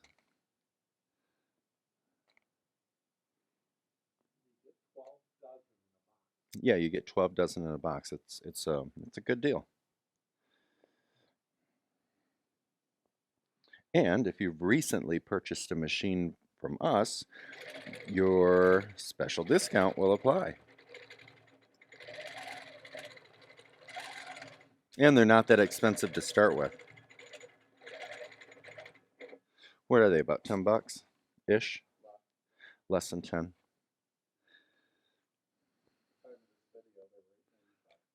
Ah, time of this video, January 2022. They were $8.95. And I usually get 3 boxes. I always have extra, but remember, I have multiple machines.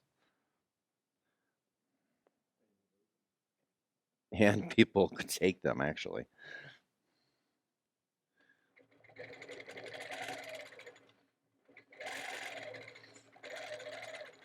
Okay, so I'm working my way across.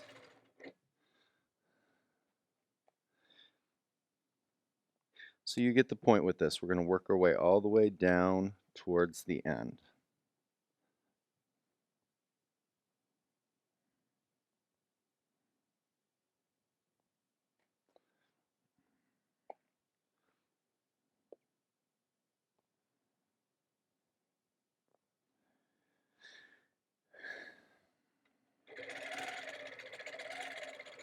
And again, I'm pulling fullness in. I'm not pulling away from my needle. I'm pulling towards my needle.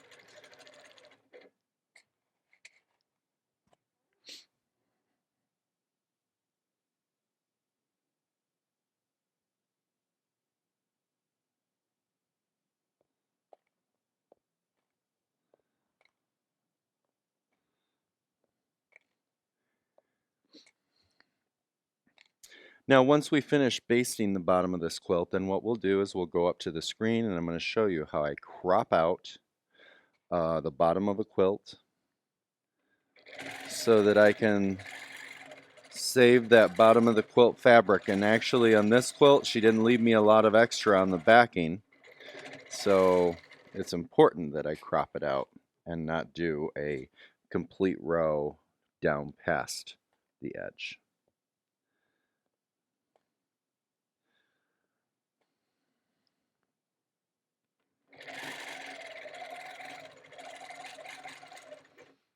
Okay, last few pins. Get rid of that. A lot of people have a habit of trimming their batting before they finish quilting that last row. I do not do that. I wait until after that last row is quilted so little bits of batting isn't going to flip up as my machine goes around. Of course, I have the glide 2 foot on this machine. And we have a couple different options for feet for edge to edge. Okay, I've got that basted. And now we're going to go ahead and I'm going to take you over to the screen. Okay, so now what we want to do is we actually want to edit out all of the quilt except for what we're actually going to quilt. And I'm going to show you how to crop that out so that now you can finish and not waste, again, go down further than you really need to go. And that happens a lot for most of us that use the computerized systems. We do always crop towards the bottom because we always add 5 to 10 inches. Some people add 3 inches. I like to add a little bit extra because we can crop out as much of this as we want. So let me take you through the process and then you're going to understand why and how we do this step. Okay, so obviously you can see here that if I were to quilt everything left, I would go way past the bottom edge of my quilt. So just know that I'd probably go about 7 inches past the bottom edge of my quilt. And I don't need to do that. So what I'm going to do is this. I am going to move my machine up before I start anything, and I'm going to check out to see where is the next row gonna bottom out. And because this design goes up and down like this, I see that the highest point of the next place is right here. So I am going to, for the next row, I'm going to go over here and I'm going to go up just a little bit higher. And then what I do is over here on the screen, I'm going to have Mr. Ritchie zero in there. Okay. I want to go all the way out past that outer edge. So I'm going to go out there. We know now that we're high enough that yes, we're going to include some of the previous row that's already quilted. We'll deal with that in a minute. But also, we're going to go all the way out. Now what we're going to do, we went ahead and we basted, obviously you just saw me base the under edge. We had finished this last row, but what I haven't done is I haven't hit cancel yet. So I go ahead and I hit my cancel. And now that frees up everything on my screen and it gives me access to everything. So what I want to have access to now that we've moved our machine out to the outer edge just beyond and that half row above like I just showed, we want to go up to the area tab at the very top, not the lower area tab, just below it, but the one above, and we want to hit area because what we want to do is just like when we started the quilt, we want to define within the design that we've already created a new area to quilt out the bottom of our quilt. So now I'm going to use my 2 corner again. Now again, you know that I could use my star, but right now, since we're on the screen, I'm going to hit 2 corner. And now I'm going to travel down to the other end of the machine and the bottom right edge of the quilt. Almost just like we would have been doing when we first started doing the quilt. So I'm going to come here and I'm going to come down and I want to stay outside the design and I want to come about an inch down. So I'm going to have Mr. Ritchie move down here and show you on the computer what's going to happen. Here we are down at the bottom of the quilt. I'm approximately a ½ inch, quarter to ½ inch past this bottom edge. And obviously I'm over this way, just outside of the design up on my screen. Now, that would be fine normally. What I'm actually going to do is I am going to come down about another ½ inch, and I'm going to show you why. That's an inch of fabric, whatever. I'm not going to worry about that. But there's a reason that I'm actually doing it that way. So let's go back up to the screen and you'll see why. I see that here, let me go down there. Let me go over there. Tighten in on that. I see right here is a full row of the next row. And if I were to go, and I'm going to move my machine, if I were to go to here, which is where I just was, I would be taking off like about 1/4 of an inch of that bottom. That's going to cause, and still have partial of the next row. So to save myself a little trouble and go ahead and get that next to the last row all the way in, I'll come down that extra little bit and get that full previous row in.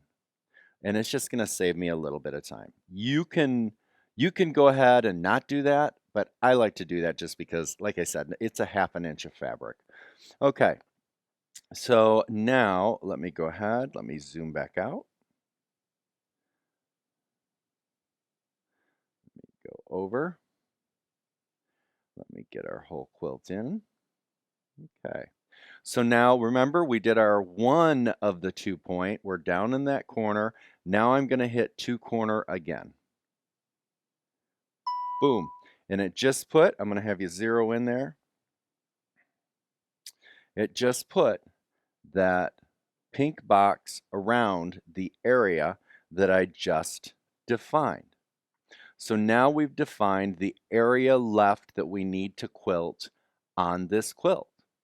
So now what I'm going to do, we'll zoom out a little bit.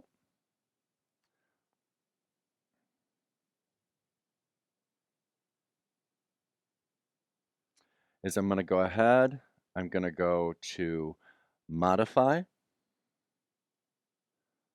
and I'm going to go to crop because I need to crop away the part of the quilt that I don't need anymore. So I hit crop, I'm going to come out here, and I want to crop all of this outside. So I'm going to hit outside. So now what I have is everything that needs to be quilted, but notice I have all these jump stitches. He's going to zoom in so you can see that. So we have all of those jump stitches. So now I'm going to have him zoom out. I'm going to show you. I'm going to push edges. Let me wait until he gets out. So right here is edges. I'm going to hit edges. Boom. And did you see how it got rid of all those? So now all of the edges are clean. Now, remember, it still has part of that previous row that's already been quilted.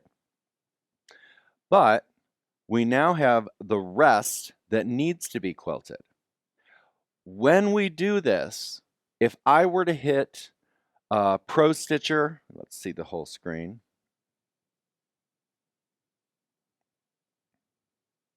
If I were to hit Pro Stitcher and run, it would go to the part of the row that's already been quilted.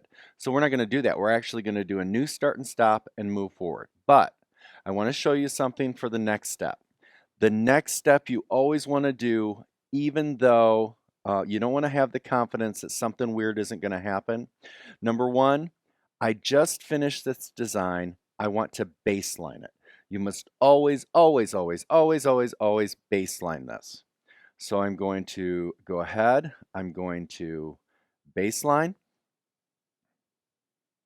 And so now the baseline is great. Sorry about that. I didn't hit it right. Now it's baseline. This is now a complete design with one complete row, the first row that's already partially quilted, which we're not going to requilt, and then the last row, which is going to be a partial row. Now the next thing that we're going to want to do is we're going to want to save it. But let me also remind you of this. I don't like this little pink boxy thing, so I am going to go ahead and go to area, and I'm going to hit clear.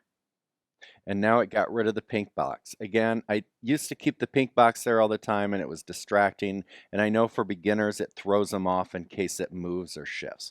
So I got rid of that and we baselined it so this design is good. But now we need to save this design again. Now, it's going to come up when I go up to File, Save.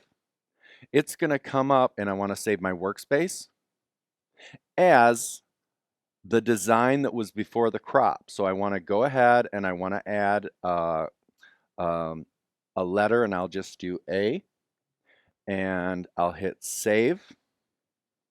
And now we've saved that. So if something happens, we now have not only the original design in case we need to redo something, but we also have this crop design. So now we're going to go ahead. I'm going to head over to the other side, and then I'm going to show you my next step before we begin sewing.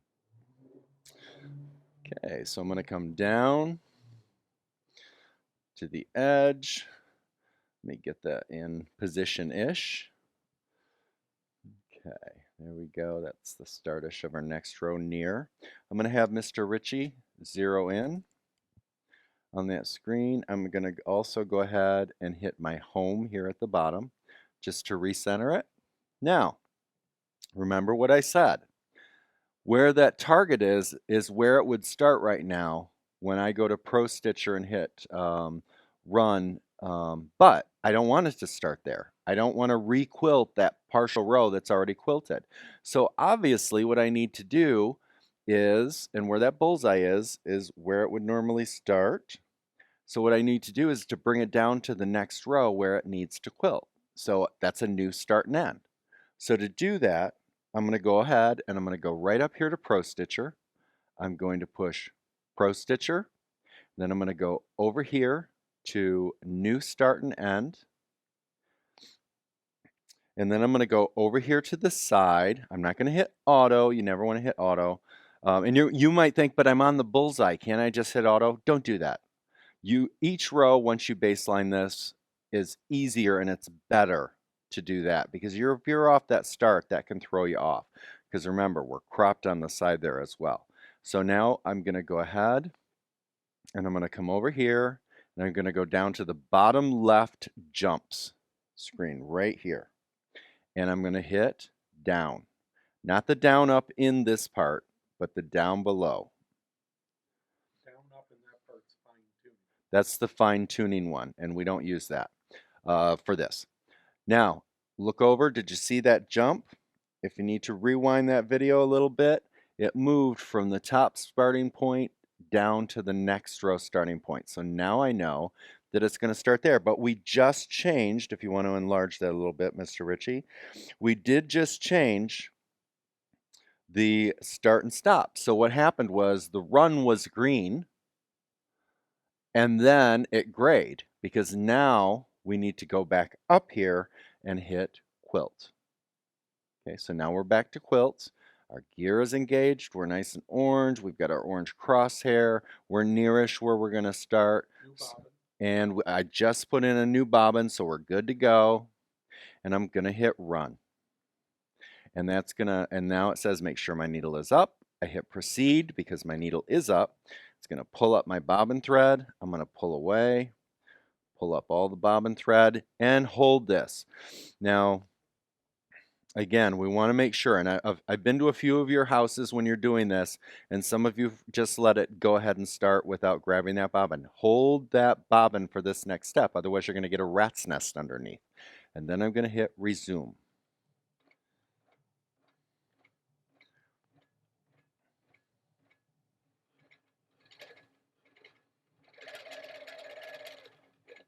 Okay, stopped. I can trim my tail, and now I hit resume again, and it's going to quilt out that complete row, and then we'll come back in just a few minutes, and I'll show you the partial row that it's going to do on the bottom that's been cropped out. Okay, so here you can see, you're going to see in just a second why I actually came down that extra ½ an inch longer to save us some travel stitches. So here you can see how that goes down, and now it's going to come out and down and just past that. So that's as far down as that's going to go. So to cut that off a row before the actual last partial row, I think would have been kind of silly. So that's why I came down that extra ½ an inch. So having that little bit in there.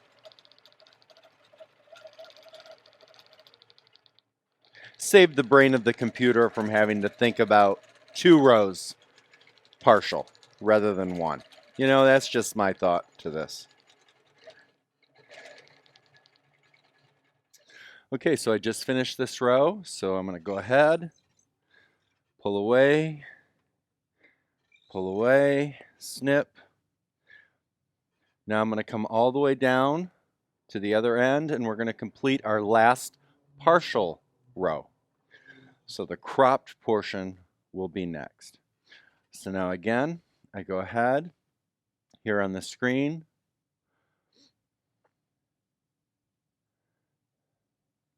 I'm going to X out my long jump pause. And now I'm going to go ahead and I'm going to hit resume. And that should take me to the last partial row. Pull away, grab my thread, hit resume again, lock stitches.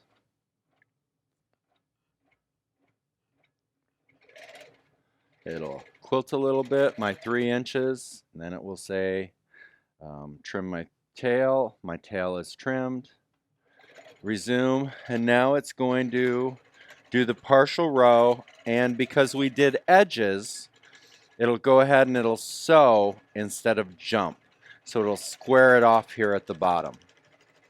And you'll see as it goes across a little ways how it's going to do that. And we'll take you down to the bottom of the quilt to watch that, and then he'll take you up to the screen to show you what it looks like. Or just the opposite.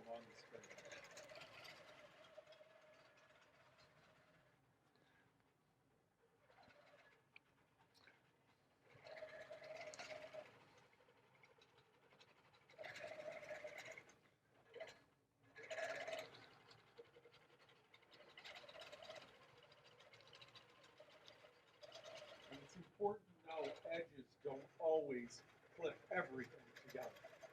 Right, So so what Rich just said, if you didn't hear that, is edges doesn't always, 100% of the time, tie everything together. You can still have on some designs a few jumps. So don't be surprised if sometimes your machine might rarely, when you do a crop,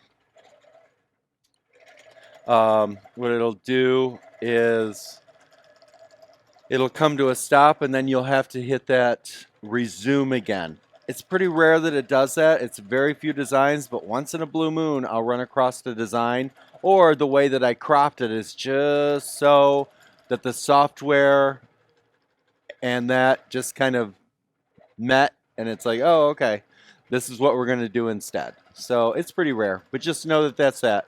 If it just comes to a stop and then it says your resume is here, then go ahead and hit resume. And it'll then just drag thread over, which is fine.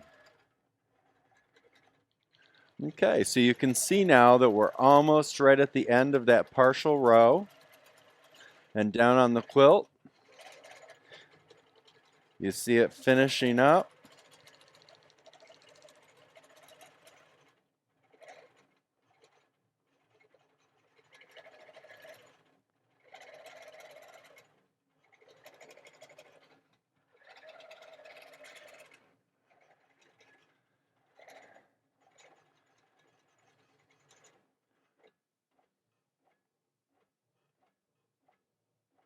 Okay, so now, once that finishes its tack stitches, if you want to enlarge this a little bit, I'm done. The quilt is done. So, now, here's something that I might throw at you, and I used to do this all the time. I don't so much anymore, unless it's a really open design and they really liked an open design, is even though I've basted my edges, now when I trim this, because I trim for all my clients, and if you're just doing your own quilt, you may want to consider this. You don't have to. I've never had anything start to come out until I get the binding on, and then you don't have to worry about it. But what you can do if you're doing client quilts is you can actually go back, and as you roll back, after you trim your batting, you can actually go ahead and rebase. So what I do is I would start over at that end and rebase the edge just to tack down all those where it went over the edges. I don't do it anymore. I have never since then had it, and maybe it was just OCD when I used to do it. I don't know. But everything seems to be okay. But we are done. So now I would simply go up to the machine, and this would be the end of the quilt. I would be done, and I would go ahead, if we want to squeeze in there,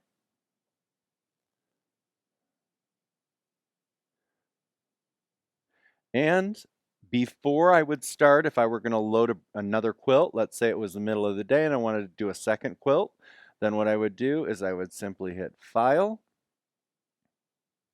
shut down, shut down. You're about to be signed out. It's going to shut down. I'd go over behind and I would go ahead and I would turn the power off for a few minutes, take this quilt off, and then I would go ahead and shut the plug strip off to reboot the carriage as well. And while I'm loading the other quilt, that way you're starting from scratch and you'd reload the other quilt. And like I said, just like when we started this one, you would do your first basting, and if you left it on once you turned it back on to do that for more than like 10 or 15 minutes, I would suggest going ahead and shutting it down again and then restarting it when you set up your area and start fresh from scratch. That's the way I roll. Now, let me also remind you, there are so many ways to do an edge to edge. So many ways. And this is not the only way. There are a lot of great videos out there that will show you the different ways to do it. Um, I know our Adam has some wonderful videos. I know our Megan has some videos. There are a lot of other videos out there, but I just wanted to show you that there are more than one options, and get used to the one you find comfortable. And for our clients, we have them do it this way. And then once they get comfortable with this, we tell them, go ahead, try the other way, see how you like it, especially now with the new software where after you baseline you can move the whole design and you could reposition each row. I'm so used to doing it this way. This is how I like to do it. So I hope you've enjoyed. I hope you've learned something. And as always, take care of yourself and take care of each other. We will see you down the road. Goodbye, everybody.